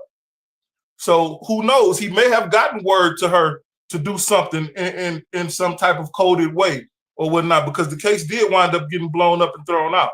The case against Cuff, that is. Okay, God. The whole thing about it, once again, that everybody is overlooking. He met Suarez in the county jail. They developed a relationship. That man left telling them, I don't care how much money it is, I'm going to put the money up to fight for your release or whatever. Cuffy, everybody is overlooking him once again. Him and Big Meech's relationship started in 1990. They got pictures where Meech is Cuffy's daughter's godfather sitting on the couch when they 4 years old. Meech was getting money in Detroit, but he didn't see no real money until he ran in the cuff. Cuffy is the first one to have Meech touch $1 million. But hold on. I We never can say that, believed but hold that. on. No, hold on. I don't believe that. Let me hold on. I don't believe. You know what I'm saying? I don't believe that because Puffy probably bought $1 million worth of bricks from Meech. That's why he had to touch $1 million in the hole the first time. I believe he had $1 million throughout the years, but Cuffy was the first one that bought $1 million worth of bricks from Meech. You know what I'm saying? I don't believe that Okay, either. You know what I'm saying, man? Cut why it out. not? By the time they was branching out, they went from what? Detroit. I think it was a branch in Cleveland or a branch in Cleveland, Ohio. St. Louis, Atlanta. Like it was kind of strategic the way they moved around and made like a circle back to the city. You know what I'm saying? When I saw the feds do state to state, it almost made like a shape leading back to Detroit. Texas too. Don't forget Texas. Texas too. It was Texas. It was Ohio, where his grandmother was from. His mother was originally from Ohio. Mother's father originally from Ohio, I believe. Remember, that's where his grandmother lived. Lord, is you don't go out of town with 100 bricks. You don't go out of town looking for people to not looking for people to serve, looking for people to become a part of the organization. So you run like a well-oiled machine from state to state with just $1 million worth of work. That's measly. That's you know what I'm saying? Not when you're talking about building the type of operation that them gentlemen had. And it was said that he met Cuffy in Atlanta. He didn't meet Cuffy in St. Louis. He met him in Atlanta, and they already had made up a deal for him to bring him that work to St. Louis. Okay. And I agree with what y'all, is saying, right? And that's just like I say to it too. You got all the individuals that they might have made a whole bunch of money at one time and then went to jail within 2 to 3 years, some of them 8 months, whatever it be, that had a run. But if another individual stayed out on the street while you was doing 20 years and they got slaps on the wrist, wouldn't you think that they would see the same amount of money or more? What I'm saying in reference to it, if he met Cuffy in 1990, right? I know that with me, the height of the crack career in New York, I would say definitely out my way where I first got into the game was 85. Yeah, 85, So 86. you talking about from 85 to 90, that's 5 years. Okay? So when he met Cuffy, when Cuffy making the statement, there's a difference between you selling 20 bricks and 30 bricks or whatever and seeing 250,000 or whatever. But when you see $1 million in one shot off of that transaction, that's a whole different ball game right there. So my thing is, I don't see, because it's too many people that got credibility when it comes to Cuffy. And once again, when he had the rights or whatever to shop the movie, Cuffy said, I had $250,000 invested into that. No low-level individual is just going to have $250,000 just to put into something that they getting out the street, because we all know that street money is way different than legal money. So, like I said, once again, it's the ties that those two had And if a person didn't put them on to him, because when the case went sour with Suarez, they got to the point where they didn't even want Suarez anymore. That's when they put it out there on St. Louis, and they've been wanting Cuffy in St. Louis. So they went after him and more or less let the whole situation that was blown up because of the relationship between Keith Cromer and Tammy go by the wayside. And now they concentrating on bringing Cuffy in to the equation. Remember, it's supposed to start it out with the two bodies or whatever, and they agreed after everything was said and done, and it was coming out how Meech was involved with the situation, to drop the bodies and convict them of the gun. And even nowadays, he still got a shot because it's a ghost gun and they couldn't convict him without it. Another thing is that if none of this was true, I know if it was me, because I done wrote affidavits to get individuals out of the situation that we both was in. Why didn't Meech come through and write an affidavit stating that Cuffy had nothing to do with this whole Suarez and him with the alleged drugs and everything else that they were supposed to been doing with each other? Because he could have easily came forth and said, yo, my man ain't got nothing to do with this. He could have wrote an affidavit and changed the whole game. But not near time along the way has he said or done anything to help out Cuffy's situation. I wouldn't help Cuffy neither. Cuffy been cooperating since 2005. He been engaging in consensually recorded drug transactions between himself and other people. For all we know, he did that with Meech, because Meech didn't go to jail till 2009. Second of all, Cuffy tried to send him certified mail. Meech got locked up in 2005. He sat in the county at the federal holding facility until 2007 when he was going to trial. Remember?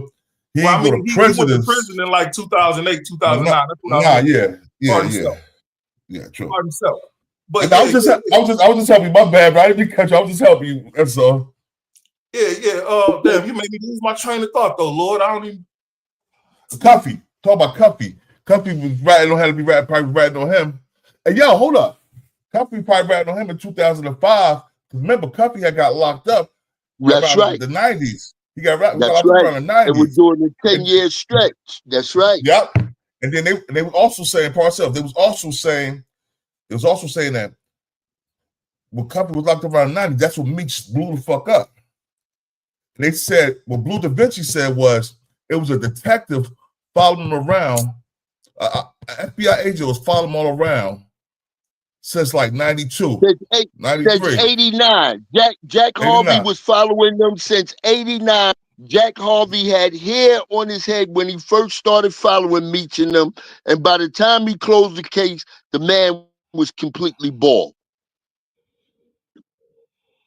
Here's the thing. It's just like, shout out to Pretty Girl 313330.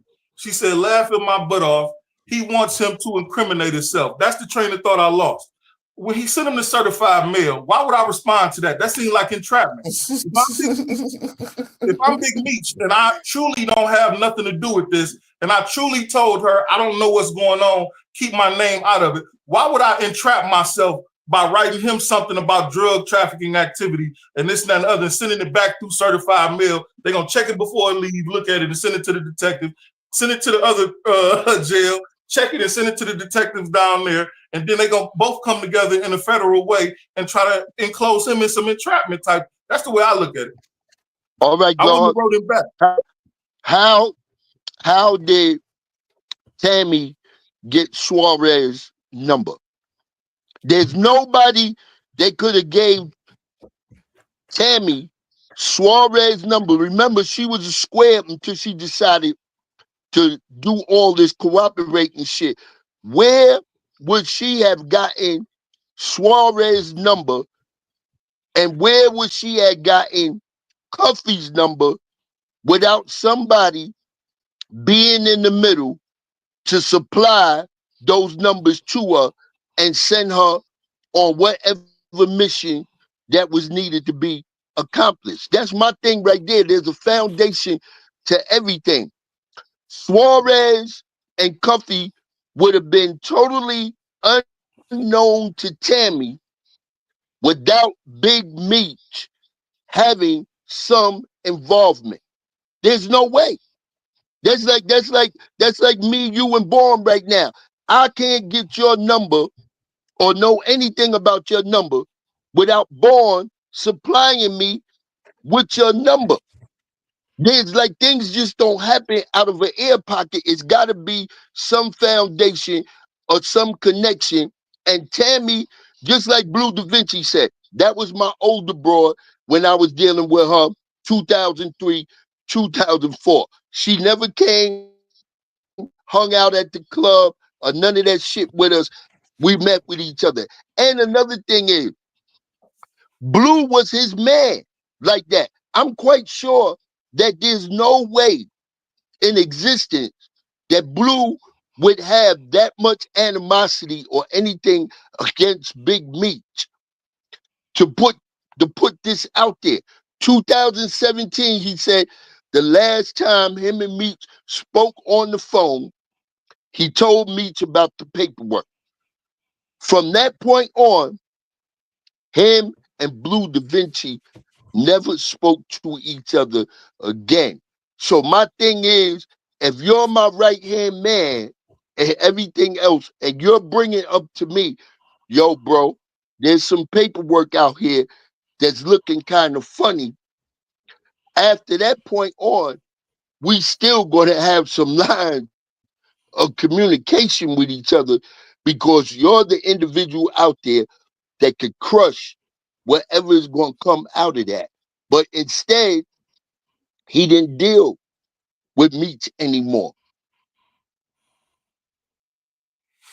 That's the thing right there, God. Look at it. There's no way that Suarez and Cuffy could have came to knowledge with Tammy without Big Meech's involvement. Hey, yo, God, what's up? Yo, Suarez God, called Tammy though. Oh. Pardon himself. Suarez called Tammy, looking for Meech, I believe, or whatnot. Yeah. So that's the knowledge on how she could connect with, at least how he could connect, at least, or she could connect with Suarez or whatnot. Now Cuffy was riding around with her when he was out. You know what I'm saying? Blue Da Vinci could have gave him her number or whatnot. Blue Da Vinci gave him a car to go pick her up or something to try to get a deal for the movie and everything. So Blue could have connected that. Here's the thing. Somebody put in the chat earlier, when did Blue Da Vinci find out that she was an informant? And did he let people know? Because it is my hypothesis that Blue caught a case and the Fed stuck her with him to get close to that organization or whatnot. And once she got in, I thought that too. I thought that too. And I also think Blue was in love with her. He wanted to fake like he was. But I think Big Meech was hitting it in 2003 because she said they've been knowing each other since 2003. And you know how the boys used to do. 2002, bro. 2002. And just look at what you just said, God, right? Even if Tammy called Suarez, right? Where would Suarez get the number to call Tammy? He don't know Tammy. It's got to be a connection with somebody that knows Tammy to give him the number to call Tammy. Nothing happens out of an air pocket. If two people don't know each other, the only way that those people could become connected is it got to be a middle source that knows both of them in order to hook them up. There's no way around it. And what Blue stated, once again, he was dealing with her in 2003, 2004. He didn't know nothing that developed by the time she started working with the feds in 2009 that this broad was working with the feds.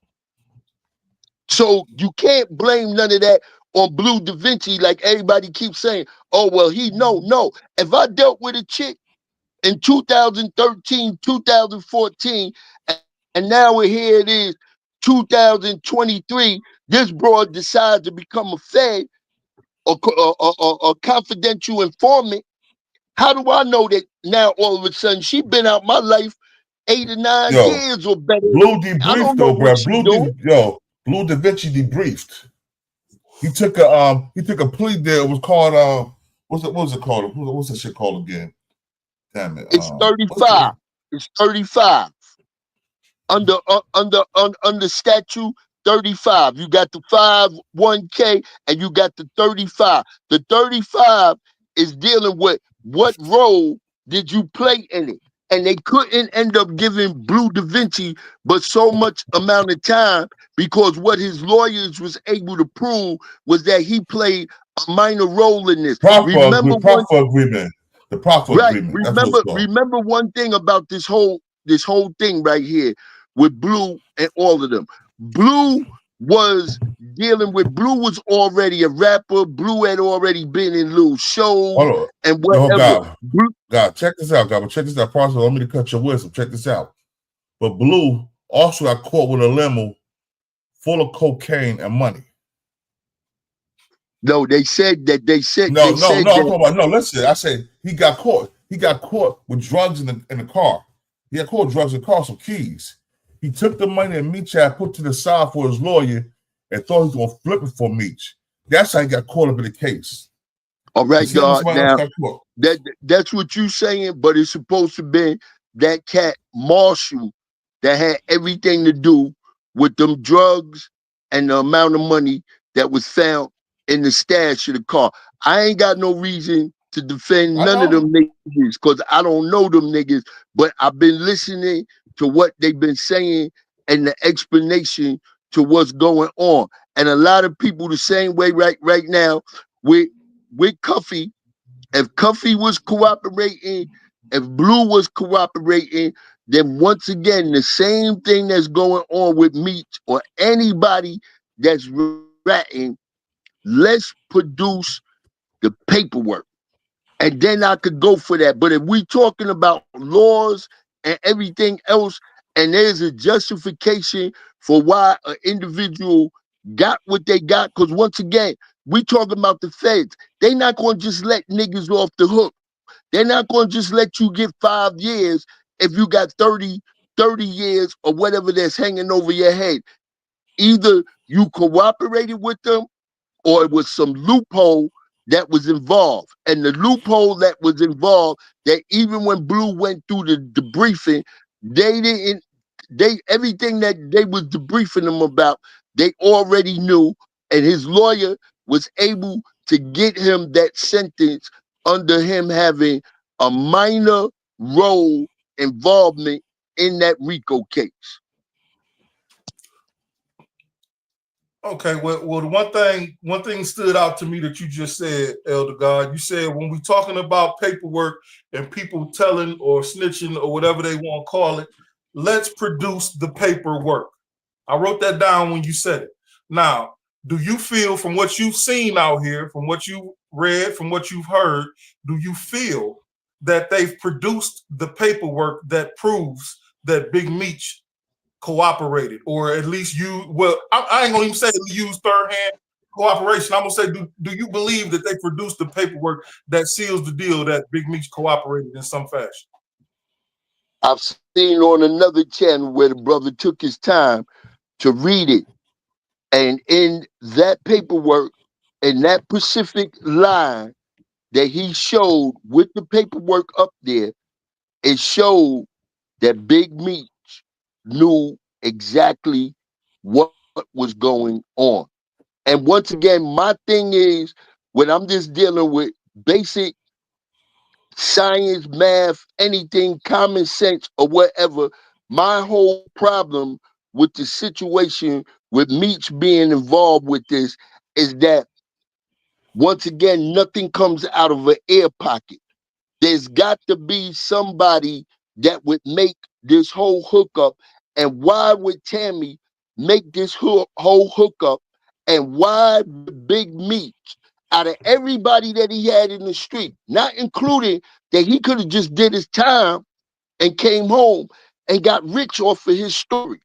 Why would you sign your rights over to this broad, over your baby mama, over Blue Da Vinci, over anybody that's in the streets? You're going to take this so-called nondescript broad and put her in position where she could make a lot of money. If it's me and I'm on the other end and I decided to roll, I'm going to tell Shorty, I'm going to put all my rights to everything that's going on in your hand, but now you got to go out there and do this work, and I got somebody that you could do the work with. You got a cartel member that got busted. Remember when Suarez was in there with him, he was in there for them getting busted with 97 kilos of cocaine at the truck stop. Suarez beat that. Suarez used to refer to Big Meech as Buddy. So, according to me, all of the, from Sean G, from this one, that one, I've been watching all of this thoroughly because, once again, I don't want to put that on an individual that stand up. But my whole basis that everything is got to be a connection, and there's no way that the connection with Tammy could have been made with the Mexican Suarez and Cuffy without Big Meech having either given her the number to connect with them, or they had her number to connect with them. But either way that you go with the situation, it's got to be somebody that got the number of both of those parties that they can provide that information to Tammy in order for her to complete her mission, which is getting him a time cut. So that's where I'm coming from. And I've been watching all the paperwork with individuals sitting down from the Frank motion with Cuffy, you know what I'm saying? From the 11-1C1, like I said, once again, you already knew that homie was willing to do whatever it took to get back home. And remember another thing. Remember when they was running around talking about in 2018 that Big Meech was supposed to be released? Why would that be all out in the atmosphere if none of this was in motion? And my thing is right now, the way that Big Meech is, the death before dishonor and everything, as soon as an individual would have been talking about me being a rat, I'm getting up here and defending myself.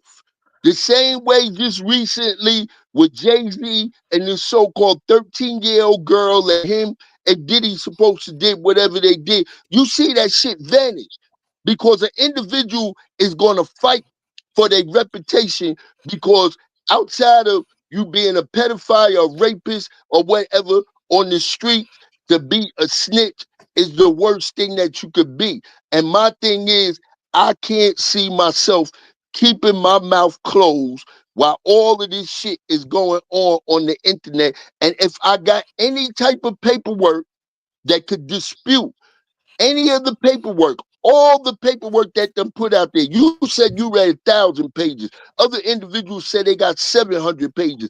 Other individuals say that they got this. So in the course of all this paperwork that's being put out there, my first thing as Big Meech is I'm going to get up there with my paperwork and say, yo, this is a lie, and all of this shit could have been dead.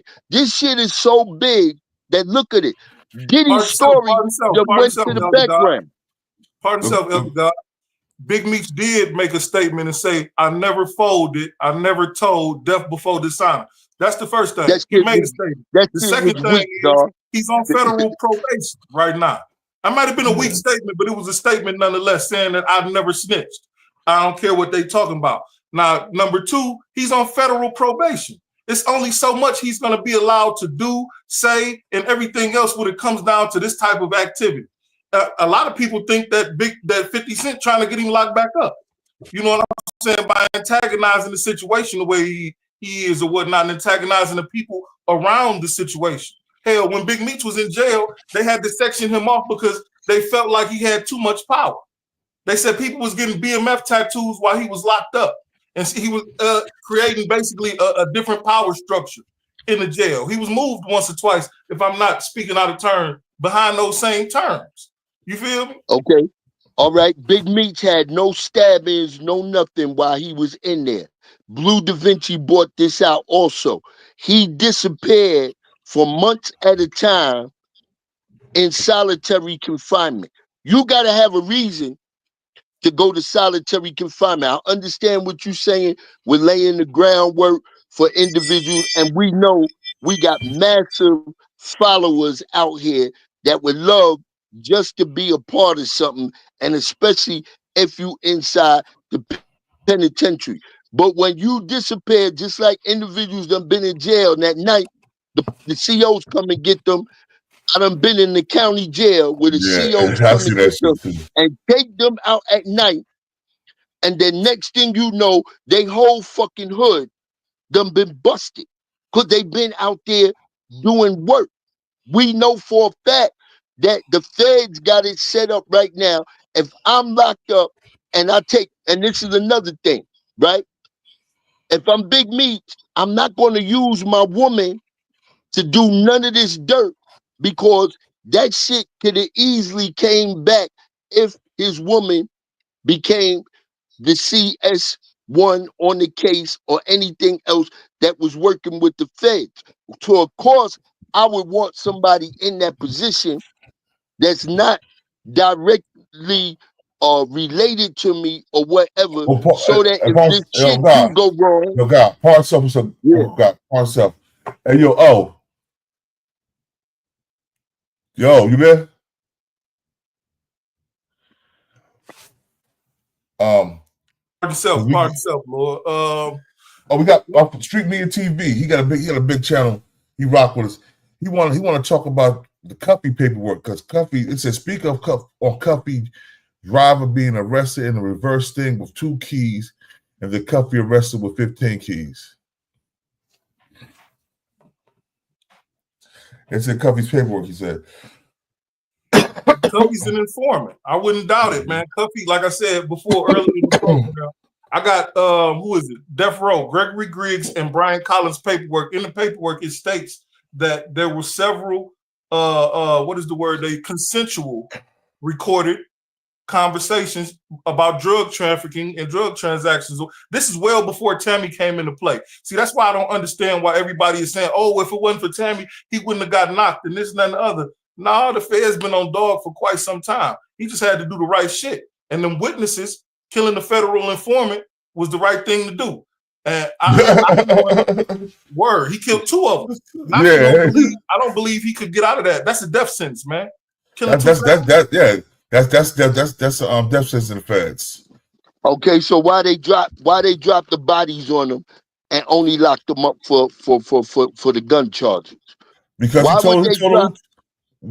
would they drop 2 bodies and allow you to escape with 27 years as opposed to convicting you of the 2 murders, and especially murders of confidential informants? That's just like you killing police.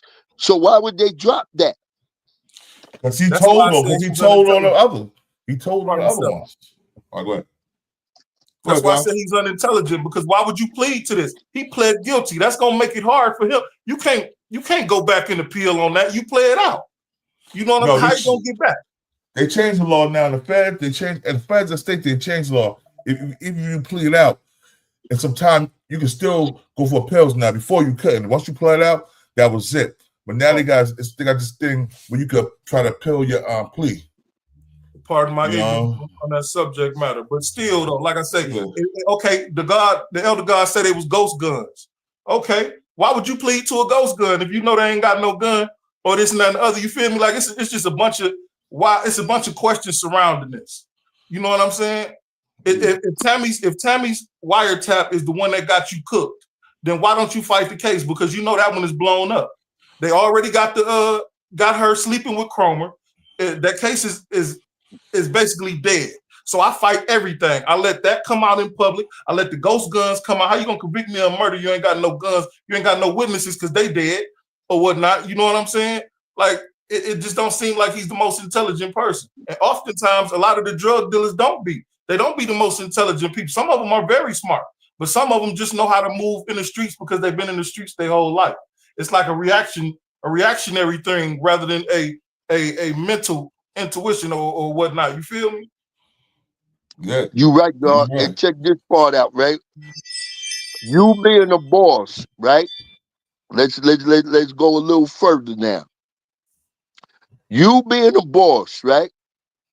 You come home to a situation that 50 Cent developed for you. BMF was known state to state, the United States, but once that TV program went up, you was known worldwide. He took your son, he paid for him to go to acting school so that your son, your physical son, could play you in this series.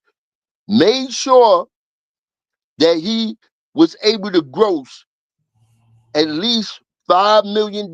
Whatever he did with the money or didn't do with the money is not in question. Okay? So now I come home as a boss in that position, and instead of me, because see, everything got to do, like they always say, it's not what you do, it's how you do it. Right? He could have went to 50 and said, yo, 50, you know how my name is bubbling right now. Let's do a concert for me and everything else. The same shit that he went to do with Rick Ross, that you already got to know that they got beef with one another. But yet, instead of you running this by 50, the man that gave you a shot because your son was put in position and got millions of dollars, you decided to do some goofy shit and go with this cat, Rick Ross.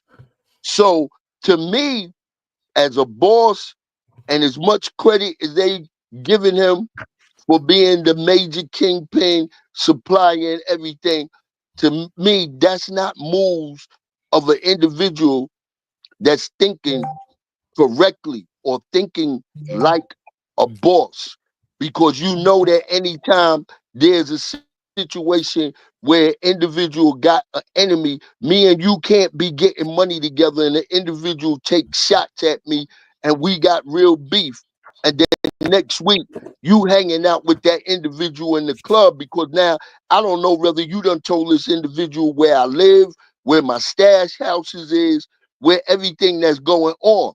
So just based upon that move right there alone, and like I said, once again, this shit don't make a difference to me one way or another. It don't affect my life. But as a person that's sitting back and watching the moves of a so-called boss and a kingpin, you had everything set up for you. You could have went through your jail stories. You could have went, you had a shot at making 30 million to another $150 million, but you would throw all that away for a concert with Rick Ross that never turned out, to be involved with a car show that now you look recently, since everything done blown up with the concert, Rick Ross done been back to promoting his car show, but he ain't talking no big meat shit. So I feel like he was used and everything in this whole situation without even first thinking about how much detriment that he was going to cause to his son's position and everything else. And once again, like I said, the life for the ego is the death for the group. You cannot live like you lived it 20 years ago out here on the street, like how you live nowadays. Yo, God, on that note, God, let the guy wait, finish. part himself, born. I got to retort to that. I'm Please Please allow me to retort, Elder. Go ahead. I'm good.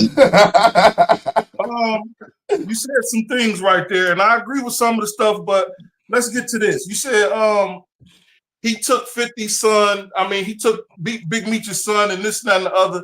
He didn't do anything out of the ordinary. What he did with that was make an investment and making more money. He said, you know what? If I take his son and send him to acting school, I probably have a better shot at anybody else than getting the life rights to this story and producing this. So you know what? I'm gonna do this so you can play your dad and this and that and the other. And that was an investment in more money. He didn't invest in Big Meech. He didn't invest in Little Meech even. He invested in making more money. That's why he sent the boy to acting school, because he knew that it was a bigger draw if Little Meech can play Big Meech on the screen.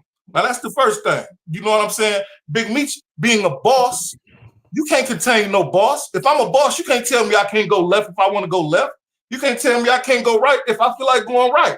So, with that being said, I don't owe you no loyalty once the business is done. They not partners. Them niggas wasn't hustling in the streets together. They did business.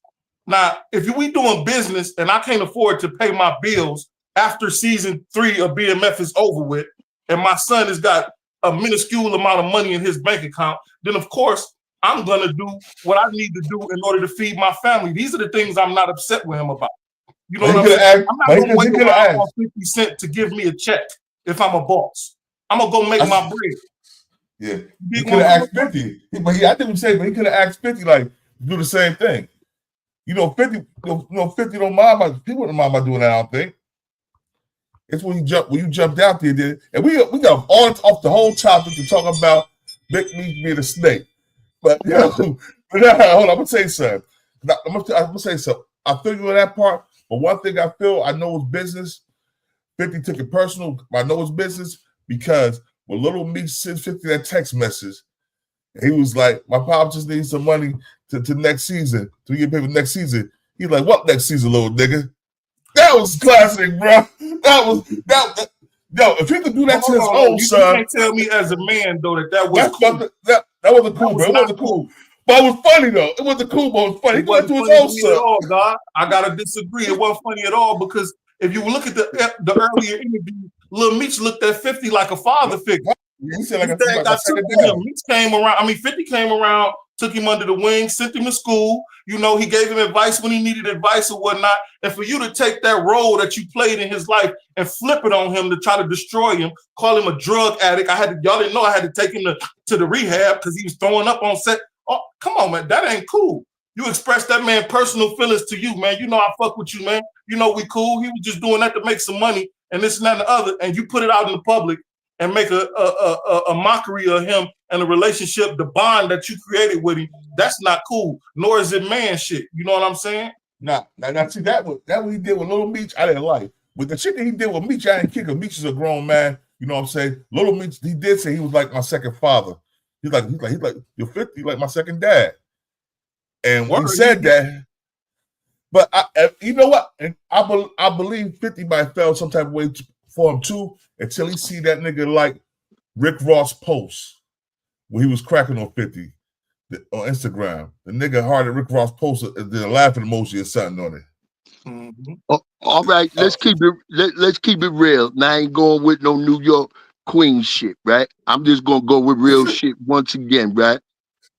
50 has always been the nigga that been loyal to people that fuck with him. Okay, let's go back to Tony Yayo situation. Tony Yayo, whether he got locked up for a gun for 50, whatever it be the situation, right? He went to jail. They blew up. When he came home, because of the beef, the real street beef that was going on out there, he put Yayo in Manhattan in a plush apartment, put $1 million in his account and everything else. Okay? Next, we got Young Buck, you know, that he bought a Bentley for, that when his taxes was fucked up, he paid his taxes. We got Game. No matter what Game did in the music industry, ain't no album that he put out since the documentary that sold over 4 million copies. You know what I'm saying? So at the end of the day, when it comes to 50 give individuals opportunities, but everybody knows, and this is where I give 50 his credit, because it's certain rules when you cut from that cloth. You can say, yeah, Big Meech, it is his Our boy own Mark man, White, and that, to the building, salute. right, that's all true and dandy. But what I'm saying is, and that's once again when we started this out, that as a thinker, you know what I'm saying? I'm not going to go and get next to an individual that got problems with an individual that's allowing me to eat. And my thing is that I believe that no matter what Meech wanted to do at that time, like you said, God, it was in his best interest to do what he had to do for Big Meech's son, Little Meech. And that's just the foresight when you dealing with business.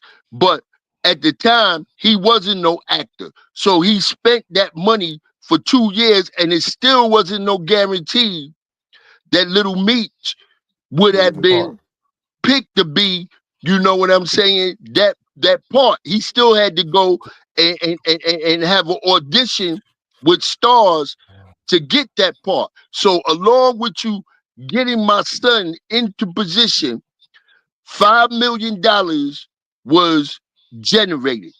And that $5 million was generated. There should be no reason within your first 1, 2, or 3 months home that you in a position now that you got to ask for money. Yo, if somebody $10,000 pair of jeans and $500,000 change, you see Right. them What big BMF Yayo chains? what Yayo said, and the cat I just seen last night from Power, Omar, he said that 50 had ended up loaning them some money, 20,000 and 23,000. A Amari lot Howard. of a lot of times, individuals get in that position, and it's just like the drug game. You think that money is gonna last or keep coming all the time, or you get in a position where you made the money, but now you gotta wait for the money. It's nobody's fault that money and the opportunity that Little Meech had, that he should have been walking around with $10,000 jeans or go buy a BMF chain for $500,000, because y'all know how fast that money could go. So for Big Meech to be in the position where you needed money for bills, you could have went to him. The biggest beef with 50 is that when he wake up in the morning and now all of a sudden see you standing next to Rick Ross talking about doing a concert without first having the respect to even say, yo, look, 50, this is what I'm trying to do. Now, if 50 turn it down, then you got grounds to make moves with whoever you want to make moves with. But once again, it all boils down in life. It's not what you do, it's how you do it. Hey, yo, God, let the guy finish it off, because he got to go pick up the babies. So, you know what I'm saying? Let him get the last word. Go get the last word, Lord. So you go Let me pick see, up the Lord. baby. I'm gonna say this, man.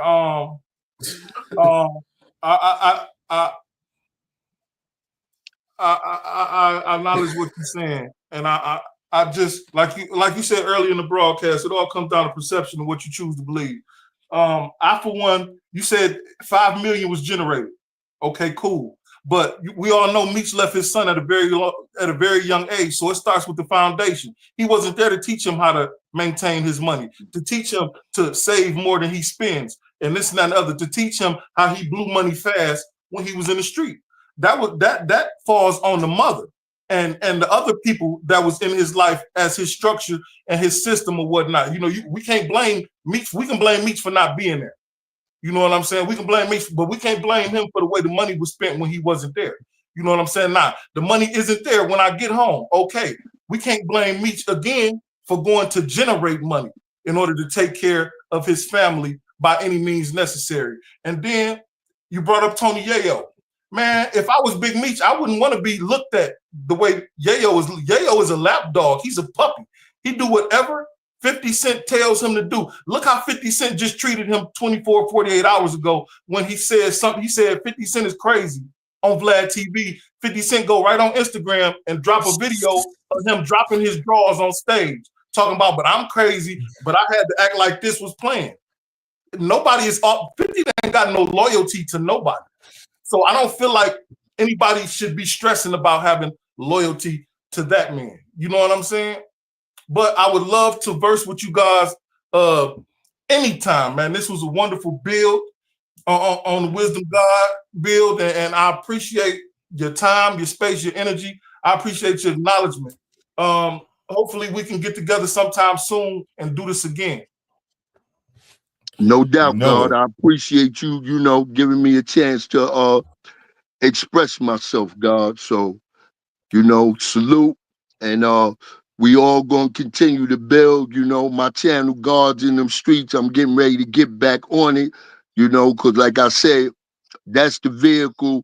I come from the stages of where we was out on the street corners teaching, but now we got social media where this could go worldwide. And I want y'all to keep in mind that's out there that's watching this video. If you come up with some bogus shit talking about the 5% nation of gods and earths, I'm gonna be on your lost self.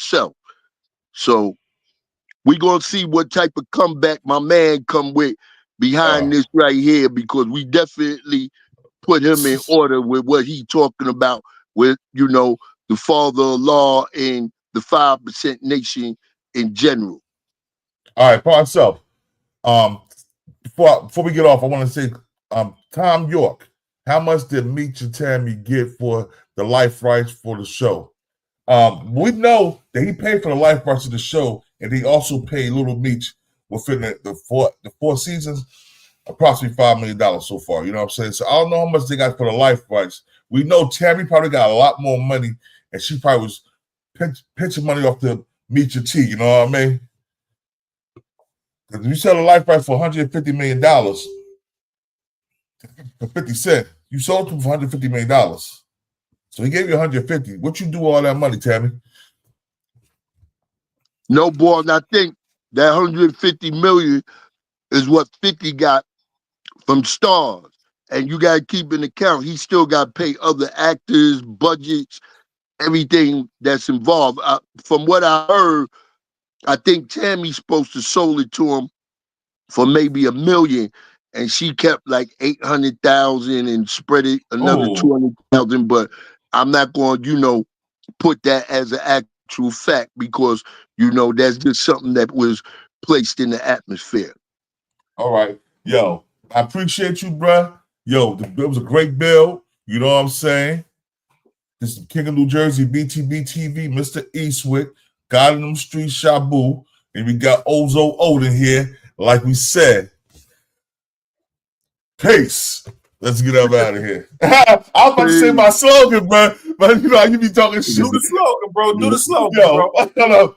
We ain't no Bloods or no Crips. We doing our whole thing. BTB TV that started his own game, like nigga, what? Like what, nigga? We be back next time. Peace to the gods. Peace to the gods. Peace.